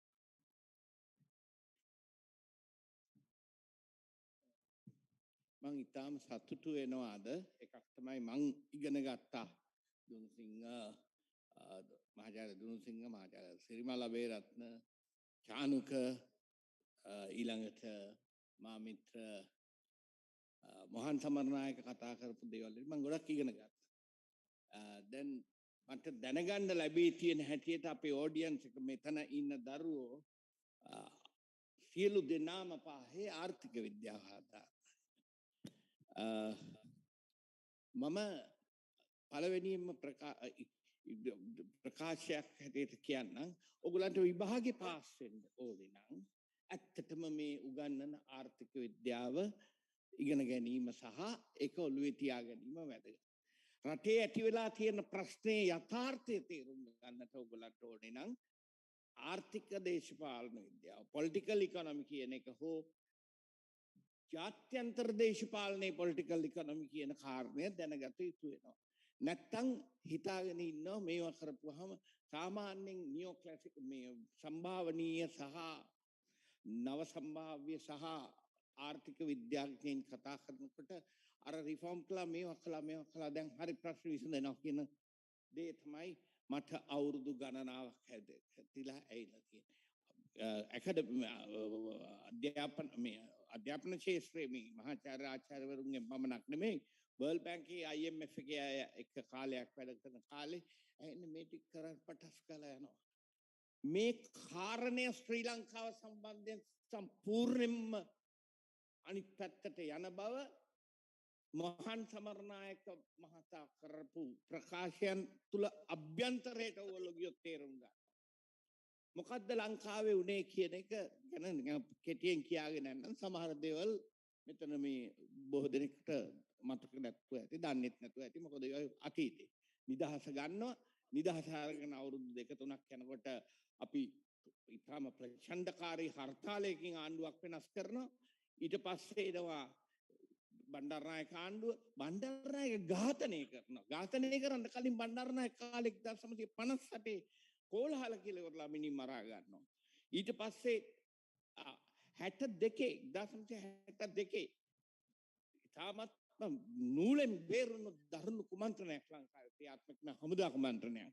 ඒ හමුදා කුමන්ත්‍රණය කරන එක ඒ කාලේ හැඳින්වුවේ ඒක කැතලික් ඇක්ෂන් එකේ කුමන්ත්‍රණයක් කියලා. මොකද ඒකට සම්බන්ධ වෙච්ච සියලුම එක්තරා කොළඹ නගරයේ ප්‍රධාන කතෝලික පාසල් ටිකක ඒ ඉහළම හමුදා නිලධාරී. ඊට පස්සේ තව ටික දවසක් යනකොට දඹරාවේ රතන්සාර හාමුදුරුවෝ ඝාතනය කිරීමේ අපිට හරියට මේ එච්චර මේ දැන් ඇහෙනකොට ඔයගොල්ලෝ හිතන්නේ අන්න මෙහෙම වුණා මේ අතීතේ. ඊළඟට මම එම්ෙන් පැනලා කතා කරන්නේ 71 කැරැල්ල. මම විශ්වවිද්‍යාලේ ඉඳද්දි මගේ සෙකන්ඩ් ඉයර් එකේදී මොනවද කතා කරන්නේ? අවුරුදු 3ක් 4ක් සම්පූර්ණයෙන් අපතේ ගියා. ධනෙ අති විශාල වශයෙන් වියදම් වුණා. රජයට සහ ව්‍යාපාරිකයන්ට සහ මිනිසුන්. ඊට පස්සේ මම කෙලින්ම යන්නම් 83 මේ රටක් දියුණු වෙන්නේ කොහොමද?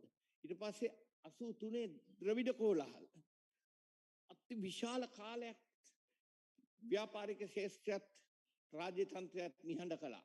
88 89 එතකොට දෙවෙනි ජනතාව කැරැල්ල පුදුමාකාර විදිහට දේවල් වහලා කරලා යට කරලා චප්ප කරලා ඒකට ප්‍රති විරෝධයක් හැටියට රාජ්‍ය විසින් අනුගමනය කරපු මර්ධන අවුරුදු 2-3 කාලයක් බිලියන මේ ඔක්කොටම වඩා වැදගත් කාරණේ තමයි අපේ ආර්ථික සංවර්ධනයට දිගටම බාධාවක් හැටියට තිබුණු හුඟක් අය දැන් මේ දවස්වල කතා කරන්නත් අකමැති කියන්නත් අකමැති දේ තමයි කලාපීය බලවතා හැටියට අද පෙනී සිටින එදා බලවතෙකුද නොවුණු රාජ්‍ය ශ්‍රී ලංකාවට ඇති කරපු බලපෑම. උදාහරණයක් හැටියට ජයජවර්ධන ආණ්ඩුව යටතේ ආණ්ඩුව පිහිටුණාට පස්සේ දකුණට බර එහෙම නැත්නම් ඇමරිකාවට බටහිරට බර රාජ්‍යයක් බිහි වෙලා නිදහස් ආර්ථිකය හදනකොට ඉන්දියාවේ තිබුණේ කන්ට්‍රෝල් ඉකොනොමි එකක් පාලිත කන්ට්‍රෝල් ඉකොනොමි එකක් සමාජවාදී ආර්ථිකයක් කියලා එකක් අනුගමනය කරපු කාලෙම හිටියේ. ඒගොල්ලෝ අපේ මේ ඇතිවෙච්ච තත්ත්වය අසල්වැසියාගේ නුහුණුකමට මේ ලංකාවේ voice of America relay station එකක් දාන්න ගත්ත තීරණයට වගේ සමහර දේවල් වලට දැඩි ලෙස විරුද්ධ වෙලා LTT එක නිර්මාණය කරනවා, LTT එක ශක්තිමත් කරනවා, LTT එක අවුරුදු 30ක් තිස්සේ ලංකාවේ කාලය සම්පූර්ණයෙන් කිසිම ව්‍යාපාරිකයෙකුට ව්‍යාපාරයකට දුර හිතලක් වැඩ කරන්න බැරි තත්ත්වය ඇති කරනවා. විදේශ ආයෝජන ගලා ආවේ නැත්තේ ප්‍රතිපත්තිින්ද විතරක් නෙමෙයි. 1983 ජපාන් ව්‍යාපාරිකයන් 50 ගණක් BMICH එකේ පොඩි කනවා. මේ ඉහළම මට්ටමින් රජයේ අය ගිහිල්ලා කතා කර ඉන්නවා. පටන් ගන්නවා 83 කැරල්. ඒකේ 83 කලබල. ඒ කලබල එන්නේ LTT එකේ ප්‍රහාරයකට ප්‍රතිචාරයක් ඇටියට. ඊට පස්සේ ලංකාවේ LTT ප්‍රහාර කොළඹ නගරයේ සෙන්ට්‍රල් බැංක් එක පිටකොටුව ට්‍රයිස්ටාර් බොම්බ් බ්ලාස්ට් කියලා ඉවරලා එක ට්‍රයිස්ටාර් මේ ගුවන් යානයක් බ්ලාස්ට් කරනවා. ඒක ඇතුලේ ජපන් ජාතිකයන් රාශියක් ඉන්නවා. ජපන් ආයෝජන වැඩිපුරම වෙන රටවලට යන කාලයේදී අපිට පුළුවන් දේවල් ලබා ගන්න මේ වගේ තත්ත්වයක් රටේ ඇති කරපුවාම මේ තත්ත්වය ඒ කාලයේ තිබුණු තත්ත්වය තුල ඒව ඇති වෙලා ඊට පස්සේ ඉන්දියාවම අපිට සහයෝගය දෙනවා LTT එක මර්ධනය කරන්න. ඒගොල්ලන්ගේ අගමැතිතුමාවත් ඝාතනය වුණාට පස්සේ ඊට පස්සේ එනවා ටිකක් දැන් ටික දවසක් හොඳයි කියලා. මේ අහනවා මේ ගාක් ඉන්ෆ්‍රාස්ට්‍රක්චර් වලට එහෙම වියදම් කළේ යටිතල පහසුකම් වලට වියදම් කරන්න උනේ ඇයි? අයි මේ නායක අරන් වියදම් ඒ තමයි සූණ යුද්ධෙන් වහා පසුව උතුරු නැගෙනහිර ඇතුළු අනිත් ප්‍රදේශවල ප්‍රතිසංස්කරණ නොවූ මහා මාර්ග වාර මාර්ග සියලු දේවල් සඳහා කරපු වැය කිරීම. මම කියන්නේ එකකින් අදහස් කරන්නේ ඒක විතරයි. නමුත් විදේශ ආයෝජනයට විවෘත කරන්න කිය ගමන් උනේ අර විදිහේ තත්ත්වයක්. ඊට පස්සේ මේ වරාය නගරය කියන එක සම්පූර්ණයෙන්ම මේ ණයක් අර කම්මේ ගන්න මේ සම්පූර්ණ විදේශ ආයෝජනයක් චීන ආයෝජනයක්. ඒක ආරම්භ කරනකොට ආයෙත් ඒකට විරුද්ධව කටයුතු කළේ එම බලවේගයන්මයි. ඒවා 2015 ආණ්ඩුවක් ඇවිල්ලා අවුරුදු 2ක් සියලුම ව්‍යාපෘති නවත්තලා තිබ්බා. ඉතින් මේ එකක්වත් උනේ මේ ආර්ථික ප්‍රතිපත්තිමය තීරණවත් අතික ආර්ථික න්‍යායන් නොදන්නකමටවත් මේ ඉතාම හොඳින් ආර්ථික න්‍යායන් දන්න අයනේ දැන් ඉන්න ජනාධිපතිගේ ඉඳලා ඒ කාලේ ඉඳලා හිටියේ. ඒකේ ප්‍රශ්නය තියෙන්නේ භූදේශපාලන අර්බුදයක මැද අපි ඉන්න එක. සිරිපල් මහතා කිව්ව කතාව තමයි මම කාලෙක ඉඳලා කියන්නේ. The blessing and curse of strategic location. Dr. Gaddala, a case study of Sri Lanka. ඕගොල්ලන්ට post graduate එකේදී හරි කරන්න වටිනවා මේ strategic location එකක් උපාය මාර්ගික වශයෙන් වැදගත් location එකක අපි ඉන්න එකේ විශාලම සාපය ඉස්සෙල්ලා එක හරි ලස්සනට ඇහෙනවා බ්ලෙසිං එකක් මෙන්න අපිට මෙහෙම හිතලා තියෙන ඉබේ මේයි කවුරු නෑ එහෙම වෙන්නේ නෑ මොකද අසල්වැසි රාජ්‍ය දැන් මෙතන ජියෝග්‍රැෆික් ලොකේෂන් එකේ මෙතන අසල්වැසි රාජ්‍යයට තියෙන ප්‍රශ්නයක් හැටියට විතරක් නෙමෙයිනේ අර මොහන් මහතා කිව්වා වගේ ඇමරිකාවට තියෙන ප්‍රශ්නේ දැන් චීනෙට තියෙන ප්‍රශ්නේ අනේ ඒගොල්ලෝ එනකොටා ගන්න ගිහිල්ලා අපිව හිඟන්නන් හැටියට දිගට පවතින එක වළක්වා ගැනීමට හැකි රාජ්‍ය නායකත්වයක් පුළුවන්කම තිබුණොත් ඒක ලොකු දෙයක්. මම කියන්නේ අපිට ඉන්දියාවෙන් සම්පූර්ණයෙන් වෙලා යමක් කරන්න පුළුවන් කියලා ඇමරිකාවෙන් වෙලා යමක් කරන්න පුළුවන් කියලා එහෙම සිටියේ තොත්තයි අපිට ප්‍රශ්නයක් නැහැ. හැබැයි චීනෙන් වෙලා වැඩ කරනවා කියන එකත් නෙමෙයිනේ. නමුත් මේ තත්ත්වයන් තියෙන තාක්කල් ඊටම සුපිරිසිදු නිර්මල ආර්ථික ප්‍රතිසංස්කරණ කළද යමක් සිදු නොවනු ඇත. මොකද්ද උනේ ඩෙට් ඩිෆෝල්ට් එක කියන එක මේ ණය පැහැර හැරීමට අපි තීරණය කරනු ලබන තීරණය ගනු ලැබුවේ ශ්‍රී ලංකාව ඇතුළේද ශ්‍රී ලංකාවේ ප්‍රතිපත්ති සම්පාදකයන්ට අවශ්‍ය විදිහටද නැහැ. ඒකත් ආවේ සමහර අය කියනවා මේ IMF එකට ඕන විදිහට වැඩ කළා කියලා යම් කට්ටියක්. IMF එකට නිකන් ඇවිල්ලා මෙතන මේ අපේ ප්‍රතිපත්ති හරවන්න මොකද IMF කියන එකට self ඒගොල්ලන්ගේ විශේෂ උමනාවක් නැහැ. Unless of course ඒගොල්ලෝ මේ ඒගොල්ලන්ගේ ප්‍රධාන නායකත්වයේ වොෂින්ටනය සතුටු කිරීමට යමක් කළොත් ඇරෙන්නට. දැන් එතෙන්දී සිද්ධ වේලයක් උනේ මොකද්ද? අද සිකුරාදා සඳුදා චීනය ඩොලර් බිලියන 2.5ක මුදලක් අපිට දෙන්න පොරොන්දු වෙනවා. අපෙන් යනවා උදේ වරුවේ ලියුමක් ෆිනෑන්ස් මිනිස්ට්‍රි එකෙන් චීනයේ ලංකා තානාපතිතුමාගේ මේක ඩිලිවර් මේක යවන්න දෙන්න කියලා ඉවරලා ෆැක්ස් කරනවා. එතකොට ඔරිජිනල් එක ඉල්ලනවා. ඒව දැන් ඔක්කොම යවන්න සෙට් කරනකොට එනවා දෙන්නේ ෆිනෑන්ස් මිනිස්ට්‍රියට ඒක විත්ඩ්‍රෝ කරන්න කියනවා. ඩිෆෝල්ට් අපි ණය ගෙවන්නේ නැහැ කියන ප්‍රකාශනිකුත් කරනවා. මේවා මේ ඉබේ වෙච්ච දේවල් නෙමෙයි. මේවා එකක්වත් රහස් නෙමෙයි. මේවා අහගෙන මේවා මේ පාර්ලිමේන්තුවේ හැමතැනම කියවිලා තියෙනවා.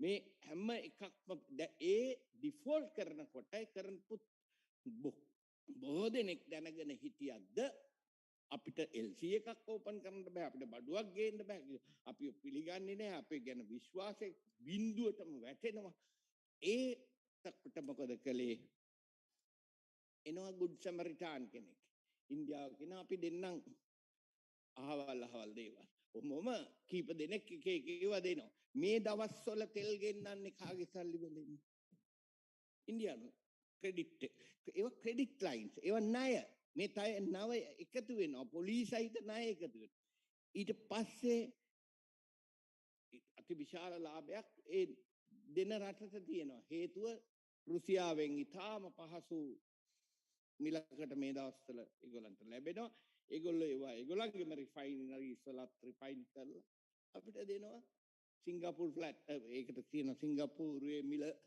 කියලා සූත්‍රයක් තියෙනවා ඒ සූත්‍රයට අනුව දෙනවා දැන් මේ කියපු ඔක්කොගෙම තේරුම් ගත යුතු දේ අපි කොතනින්ද එළියට එන්නේ එකක් තමයි පියෝ ආර්ථික ක්‍රියාවලියක් හැටියට ආර්ථිකයේ හැසිරීම හෝ ගමන් මඟ තේරුම් ගත නොහැකි.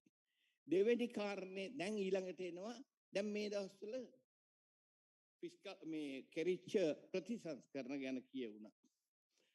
බේසිකලි උනේ ප්‍රයිස් මිල ආශ්‍රිත ඇඩ්ජස්ට්මන්ට් ප්‍රයිස් රිලේටඩ් ඇඩ්ජස්ට්මන්ට් උදාහරණයකට ගොත් ප්‍රයිස් ඔෆ් මනි කියන්නේ ඉන්ට්‍රස්ට් රේට් එක ඇඩ්ජස්ට් කළා උඩට යන්න. එක්ස්චේන්ජ් රේට් එක price of foreign currency exchange rate එක උඩට adjust කළා. ඊට පස්සේ පාඩු ලබන ආයතන වල භාණ්ඩ මිල මට්ටම කිසිම රිෆෝම් එකක් කළේ නැහැ. CB එක දූෂිතය ඉන්එෆිෂන්ට් ඒක අපරාධ තියෙනවා ඒකෙන් ක්‍රියාත්මක කරනකොට ව්‍යාපෘති වල ප්‍රතිඵලය මේ ඔක්කොම කියනවා. ඒවට අතවත් තිබෙන්නේ. ඒ වගේ තමයි අනිත් හැමතැන පෙට්‍රෝලියම් සෙක්ටර් එකේ ප්‍රශ්න එනකොට කිව්වා අලුත් පෙට්‍රෝලියම් ඩිස්ට්‍රිබියුටර්ස්ලා ඉම්පෝටර්ස්ලා අපි දානවා අපි ඔක්කොටම ඕපන් කරනවා කලේ නැහැ. ඇයි? ඉන්දියන් IOC එකකට විරුද්ධ වුණා. කවුරුවත් කැමති නැහැ තරංගකාරයෝ වැඩි වෙනවට. අපි ඉතින් මේ දවස්වල ඊළඟට මේ අතම් රිෆෝම්ස් කරන ඒකින්ද මේ ඔය කාරණා තමයි මූලික වශයෙන් ඔයගලන්ට හිතන්න මම මේ කිව්වේ. මේ කතාවල් වලින් මතුවෙච්ච සහ මතු නොවෙච්ච කතාවල් හැටියට තමයි මම මේ විශ්ලේෂණය කරන්නේ. You know, in summary, what I can tell you is that the default itself was something thrust upon us by, I believe, by some forces which didn't want to see that we try to solve it going through,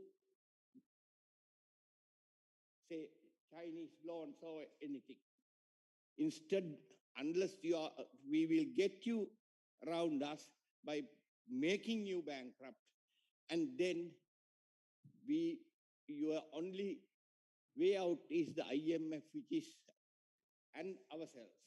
Those countries were giving that message throughout.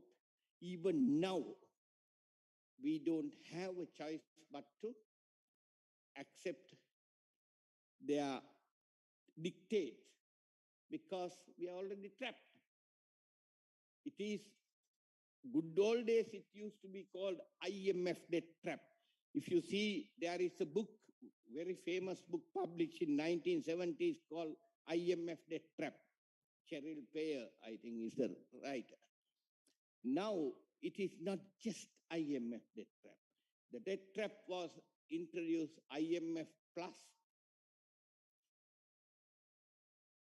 the countries which couple of countries which wants us to be in that trap. And they are acting sometimes as good Samaritans, but keeping the trap and put it in another way that it's like a octopus. Sri Lanka wasagan තියෙනවා. Making එළියට යන්න. ඔයාට ඇහිලා තියෙනවද? එක්තරා යුගයකදී ඔයගොල්ලෝ අතීතයේ දේශපාලන ලංකාවේ හැදෑරුවොත් එක්තරා යුගයකදී කතා වුණා ඉන්දියානු ව්‍යාප්තවාදය වගේ වචන පාවිච්චි වුණා. අද ඒ කවුරුවත් කතා කරනවද? වචනයක් කතා කරනවා. අදානි වගේ බංකොලොත් ව්‍යාපාරිකයෙක් කියලා ඉවරලා ජාත්‍යන්තර පරීක්ෂණ පවත්වන කෙනෙක්ට ආණ්ඩුව ඇග්‍රීමන්ට් සයින් කරනවා. ඇහිලා තියෙනවද කවුරුවත් කියනවා මොකද මේ unsolicited proposals එක කාලවලකවත් දැන් ඒව ඇහෙන්නේ. ඒ තරමට අපේ කට්ටිය හීලා වෙලා. හැම පත්තරයක්ම මාධ්‍ය අංශ ගොඩක් හීලා වෙලා තියෙනවා. මේ තත්ත්වය තුළ තමයි අපි හිතුවේ විමර්ශකයේ මේ ප්‍රශ්නේ මෙවැනි අංශත් ඉදිරියට ගෙන යාම සඳහා to open up සාකච්ඡාවට විවෘත කරන්න. And I am trying to say that I can't see a way out of this problem because almost all the mainstream political parties, almost all the mainstream news media, almost all so-called intellectuals, academics have just got together and at least keep their silence. Even if they see this happens, better not to talk because all our research grants, all our things will come from those countries. Why should we antagonize them? I mean, I'm not going to blame them. කියක් හරි හොයාගන්න තියෙන වැඩේ නැති කරගන්න මේ ඇත්ත කතා කරන්න යන්න වැඩක් නැහැ. ඒකින්ද අපි හොඳ ගැඹුරු ඉකොනොමික් තියරි එකක් දාලා රිෆෝම්ස් ගැන කතා කරනවා කොහොම කතා කරනවා මෙතන පැහැදිලි ප්‍රශ්නයක් තියෙනවා මේකෙන් ගොඩ එන්නේ කොහොමද කියන කැලල විතරයි අපිට ඇහෙන්නේ නැත්තේ.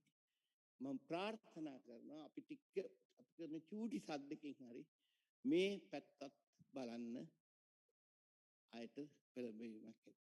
Thank you very much.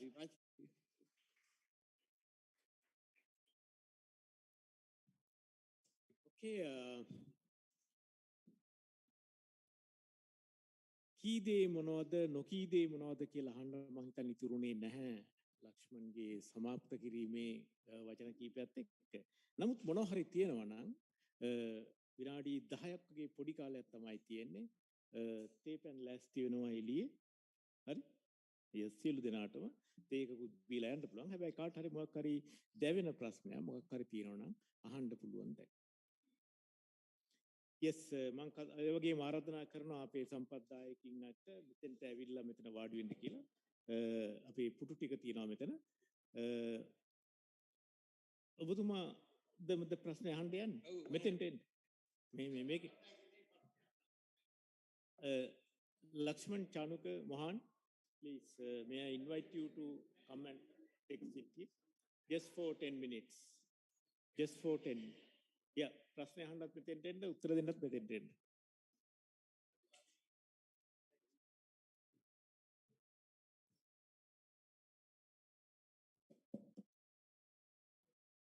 Yes, go ahead please. මම මුලින්ම ඇත්තටම මේක අහන්නේ අසා දැනගන්න ඕන අපේ ලක්ෂ්මන් සිරිවර්ධන මැතිතුමාගෙන්. දැන් ඔබතුමා සඳහන් කරා මේ විශේෂයෙන්ම ණය පැහැරහැරීම කියන තීරණය ගැනීමට අදාළව පාර්ශව සම්බන්ධ වීම චයිනා වලින් විශේෂයෙන්ම යම් ණය අරමුදල් ලැබීමට නියමිත තිබුණා කියලා යම් ආකාරයකට මට හිතෙනවා තව ටිකක් සාක්ෂි විදිහට ඔබතුමාට ඉදිරිපත් කරන්න පුළුවන් නම් වඩා හොඳයි එවැනි ප්‍රකාශනයක්. මොකද එහි තියෙන යම් බරපතලකම හා එහි තියෙන අපි කියන යම් මට්ටමක එහි නිවැරදිතාවය විශ්වසනීයත්වය වැඩි කිරීම සඳහා. මොකද මේ කාරණාව පිළිබඳව යම් ආකාරයේ කසුකුසුවක් තිබුණාට මම අහපු පළවෙනි තැන තමයි ප්‍රසිද්ධ වේදිකාවක මේ කාරණාව. ඒ නිසා මම ඔබතුමාගෙන් ඉල්ලලා සිටිනවා තවදුරටත් යම් තොරතුරු ප්‍රමාණයක් තියෙනවා නම් මේ අවස්ථාවේදීම අපිට ලබා දෙන්න කියලා. ස්තුතියි. මේ ඔබතුමා දන්නවනේ ST DST මේ තනතුරු මේ මුදල් අමාත්‍යාංශයේ ලේකම් නියෝජ්‍ය ලේකම් and මහ බැංකුවේ ගවර්නර් ඔය මට්ටමින් වෙන ඒගොල්ලන්ට උපදේශ දෙන කණ්ඩායමක් වෙනකොට ඇති වෙලා ඔය වෙනකොට ගන්න තීරණයක ලිඛිත උදාහරණ මට කියන්න බෑ. නමුත් මට කියන්න පුළුවන් එකම විදිය තමයි අහවලා මට කියනකොට අහවලා රජයේ තනතුරු වලින් අයින් වෙන තැන හදලා ඒ වෙනුවට උඩින් අවතවාය ගෙනල්ලා තියනකොට ඊට පස්සේ දා වෙනකොට මේ සිද්ධිය ඇති වෙනකොට ඇති වුණාට පස්සේ මට මගේ සම්බන්ධතාව උඩ ඇහෙන දෙයක් මට කියන්න පුළුවන්. මට ඔය ඇහුවොත් ලිඛිතව කොහොමද කියන්නේ? කොහොමද ලිඛිතව කියන්නේ? ලියුමක් ගියා කියන එක කවදා හරි ලිඛිතව එයි එළියට. ඒකට මොකද උනේ කියලා කොතනවත් කියන්නේ නැහනේ. මොකද ඒ ලියුම අපහු රිකෝල් කරනවා. ඒ උනට ඩිෆෝල්ට් එකක් කළාට පස්සේ කවුරුත් සල්ලි දෙන්නේ නැහනේ. එච්චරයි. ඉතින් ඒකින්ද ඔය වගේ දේවල් වල සහ ඒක කෝ වගේද කියලා ඔබතුමා මගෙන් ඇහුවොත් LTT එක ෆන් කරේ කවුද? LTT එක පටන් ගත්තේ කවුද? LTT එක ප්‍රොමෝට් කරලා එක්තරා තැනකට ආවිලා පස්සේ ඊට විරුද්ධව යන්න සිද්ධ වෙන එක හරි පෙන්වන්න පුළුවන් මට අමාරු රෝ එක කියලා කියද හැකිද? කියන්න පුළුවන්. එම ඔප්පු කරන්න බෑ. ඊළඟට අරගලේදී ඇමරිකන් එම්බසි එක ක්‍රියා කරපු ආකාරය ඒගොල්ලන්ගේ ට්විටර් පණිවිඩ වලින් හොඳට ගෙස් කරන්න පුළුවන්. සර්කම්ස්ටැන්ෂියල් එවිඩන්ස් වගේ දෙයක් නැතුව පැහැදිලිව මේ ඒගොල්ලෝ දීපු උපදේශයක් ලිඛිතව දෙනවද? ඒ ප්‍රශ්නය තියෙනවා. නමුත් මම මේ පැත්ත ගෙනාවේ වෙන දෙයක් නෙමෙයි මේක සම්පූර්ණයෙන්ම මේම දෙයක් පේන්නේ නැහැ වගේ රිෆෝම්ස් ගැන කතා කරනවා අරව කරන්න පුළුවන් මේවා ඔක්කොම සබ්ජෙක්ටිව් one thing. අපිව ග්‍රහණයට ලක් කරගෙන සිටින හෝ ලක් කර ගැනීමට සිටින ප්‍රධාන බලවේග වලින් අනුමැතිය ඇතිත්තා. Thank you. ඩිෆෝල්ට් එකෙන් පස්සේ නම් අපි දැක්ක ගොඩක් ව්‍යාපෘති ගණනාවක් නතර වෙලා ගියා. ඒ වගේම අපේ LC ඕපන් කර ගැනීමේ ප්‍රශ්නයක් ඇති වුණා. මොකද ලංකාවට ණය දෙන්න සුසු කෙනෙක් නෙමෙයි. දීපු ණය බෝල් කරලා දැන් අපිට මුකුත් මිතින් එහාට කරගන්න බැරි මට්ටමට අපි පෝලිං උගේකට ගියා. ඒ සියල්ල මං හිතන්නේ එතනින් පස්සේ පටන් ගත්ත අහිතකර දේවල් තමයි. ප්‍රශ්න තව එකක් දෙකක් අපිට කෙටියෙන් අහන්න සහ කෙටියෙන් උත්තර දෙන්න පුළුවන් වෙනවා.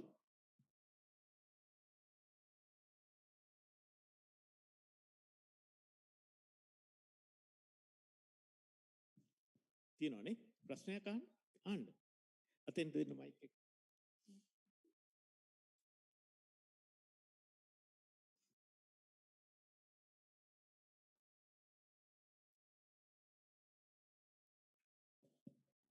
I actually have two questions. Yeah. The first being, you spoke about how the IMF programs have failed and have been successful in the past. And I believe that's also based a lot on political consensus in Parliament. And how far do you think that is something we're seeing in our Parliament at the moment with our IMF program? Whom you are directing that question out of these four? Quite frankly, anybody who would like to answer, I'm okay with anyone. Who would like to take that question? Yes, Chanukar.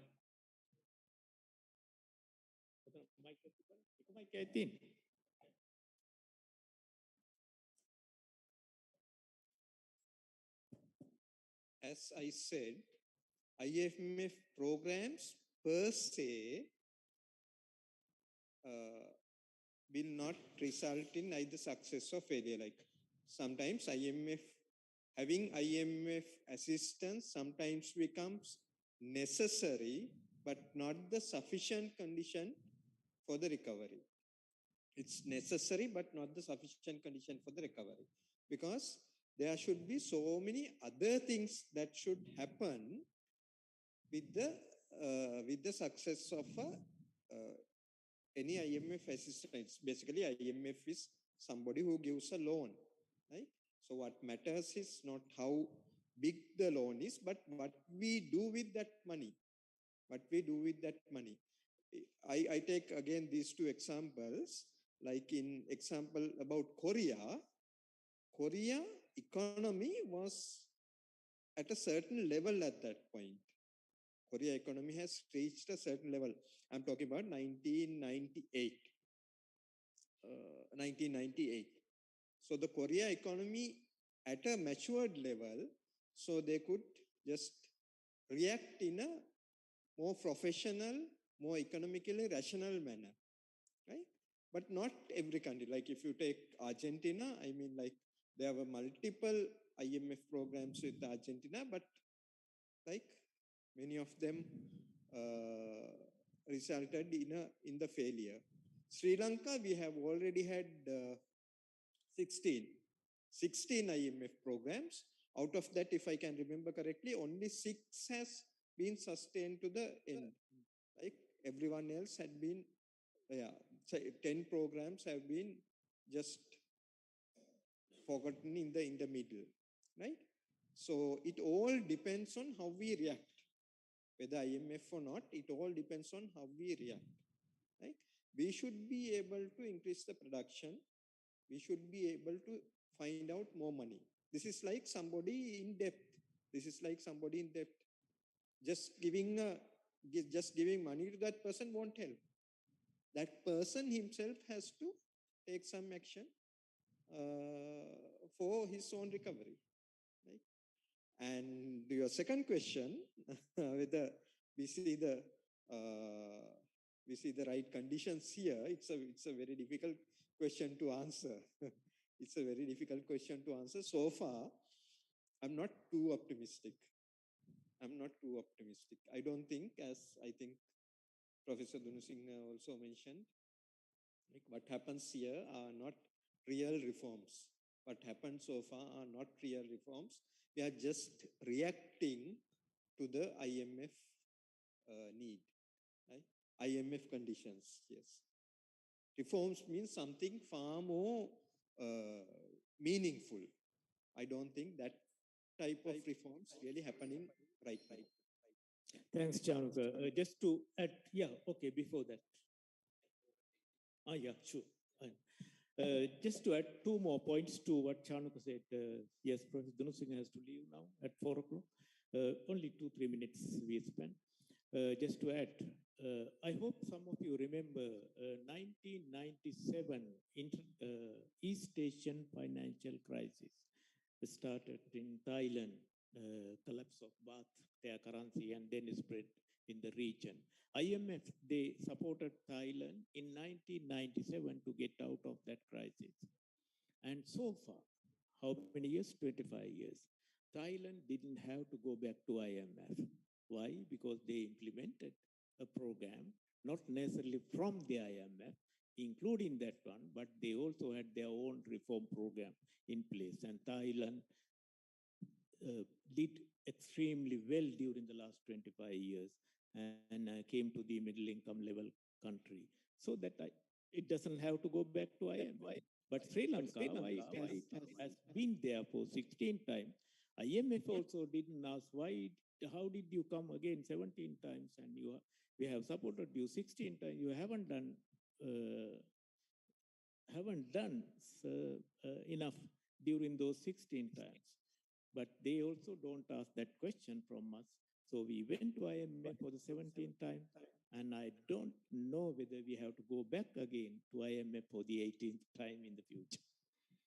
It is in our hand, not in the hands of the IMF. Any other question? Yes, one more over there, please. Okay, mic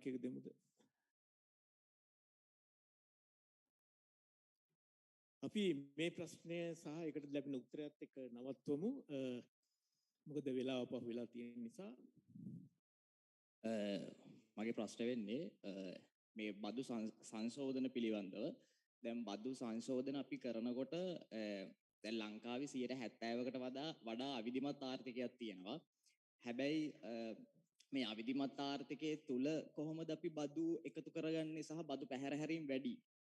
එතකොට වර්තමානයේ අවිධිමත් ආර්ථිකයේ සඳහා තියෙන නිර්වචනයත් ප්‍රමාණවත් නැහැ.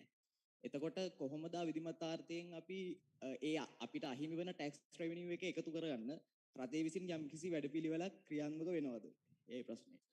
මම හිතන්නේ මම තමයි ප්‍රශ්නෙට උත්තර දෙන්න ඕනේ. මොකද මම ගොඩක් අවස්ථාවල මේ කතා කරලා තියෙන හින්දා වැදගත්ම ප්‍රශ්නයක්. That is you are touching the heart of the problem. අපේ අනිකුත් රටවල මේ ඉන්දියාව අපිට හුඟක් සංකීර්ණ සමාජයක් තියෙන බිලියන 1.4ක ජනගහනයක් ඉන්න රටක්. ඒ රටත් මේ ඩිජිටල් තාක්ෂණය යොදාගෙන අද මේ වෙනකොට ජනතාවගේ තොරතුරු ක්‍රම දෙකක් කරා බදු වලට සකස් කරලා තියෙන ක්‍රමය තමයි PAN කියලා කියන්නේ PAN.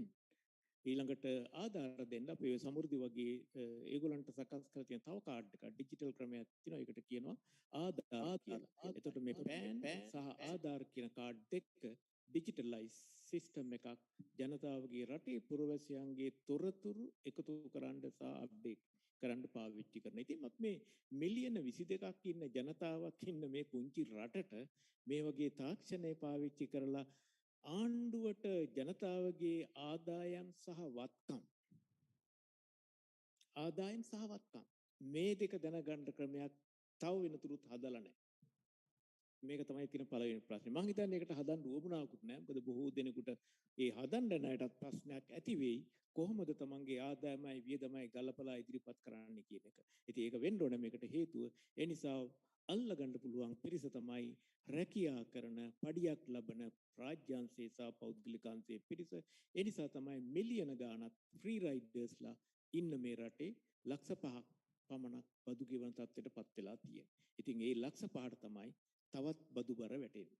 ඉතින් මේ අසාධාරණේ තමයි අපි වෙනස් කරන්න ඕන. මම හිතනවා ලංකාව සියලු දෙනා බදු ගෙවිය යුතුයි. අපි ශිෂ්ටාචාර සමාජයක ජීවත් වෙන නූතන සමාජයක ජීවත් වෙන ජනතාවක් වශයෙන් අපි සියලු දෙනාම රජයේ ප්‍රතිලාභ ලබනවා. සියලු දෙනාම එදා බද්දක් ගෙවිය යුතුයි. අඩුතරමින් රුපියල් 10ක හරි බද්දක් ගෙවිය යුතුයි කියන එකයි අපි කියන්නේ. ඒ නිසා ඒක දැන ගැනීමට ආණ්ඩුවට තියෙන ප්‍රධාන ක්‍රමය තමයි ජනතාවගේ ආදායම සහ වත්කම දැනගැනීමේ ක්‍රමවේදයක් තාක්ෂණය පාවිච්චි කරලා හදා ගැනීම. ඒත් එක්කම අපි මම හිතන්නේ සංවාදයේ මෙතනින් අපි අවසන් කරන්න සූදානම් වෙනවා. සංග්‍රහයක් ලැහැත්ති කරලා තියෙනවා අසිත.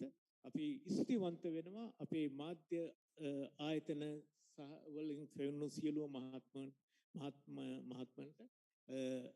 මේ සංවාදයේ ආවරණය කිරීම සම්බන්ධයෙන් ඒ වගේම අසිත මේ තාක්ෂණික සහෝගී කණ්ඩායම මේ තාක්ෂණික කටයුතු සියල්ල එකතු කරලා තියෙනවා. අපේ ශිෂ්‍ය ශිෂ්‍යාවන් බොහෝ දෙනෙක් පැමුණා. ආචාර්ය මණ්ඩලයේ බොහෝ දෙනෙක් පැමුණා. පරිපාලන අංශයේ අධ්‍යයන නොවන කාර්යාංශයේ කට්ටියත් ගොඩක් අය පැමුණා. ඔබ සියලු දෙනාටමත් සුබ සැන්දෑවක්. අපේ සම්පත්දායකයන්ට අවසාන වශයෙන් ගොඩක් ස්තුතියි. ඔන්ලයින් පාටිසිපන්ට්ස්ලා ඔන්ලයින් සහභාගී වෙච්ච විශාල පිරිසක් ඉන්නවා. ඒ සියලු දෙනාටමත් අපි ස්තුතිවන්ත වෙනවා. අපි තව සත්‍යයක් හෝ දෙකක් ඇතුළත මේ සංවාදයේ කොටස් විමර්ශා ආයතනයේ මගින් YouTube හරහා කෙටි වීඩියෝ ක්ලිප්ස් වශයෙන් ප්‍රකාශ කරන්න ඉදිරිපත් කරන්නත් සූදානම්ක් තියෙනවා. ඒ පිළිබඳව බලාපොරොත්තු වෙමින් ඉන්න. බොහොම ස්තුතියි. සුබ සන්දාවක් සියලු දෙනාට. Recording stopped.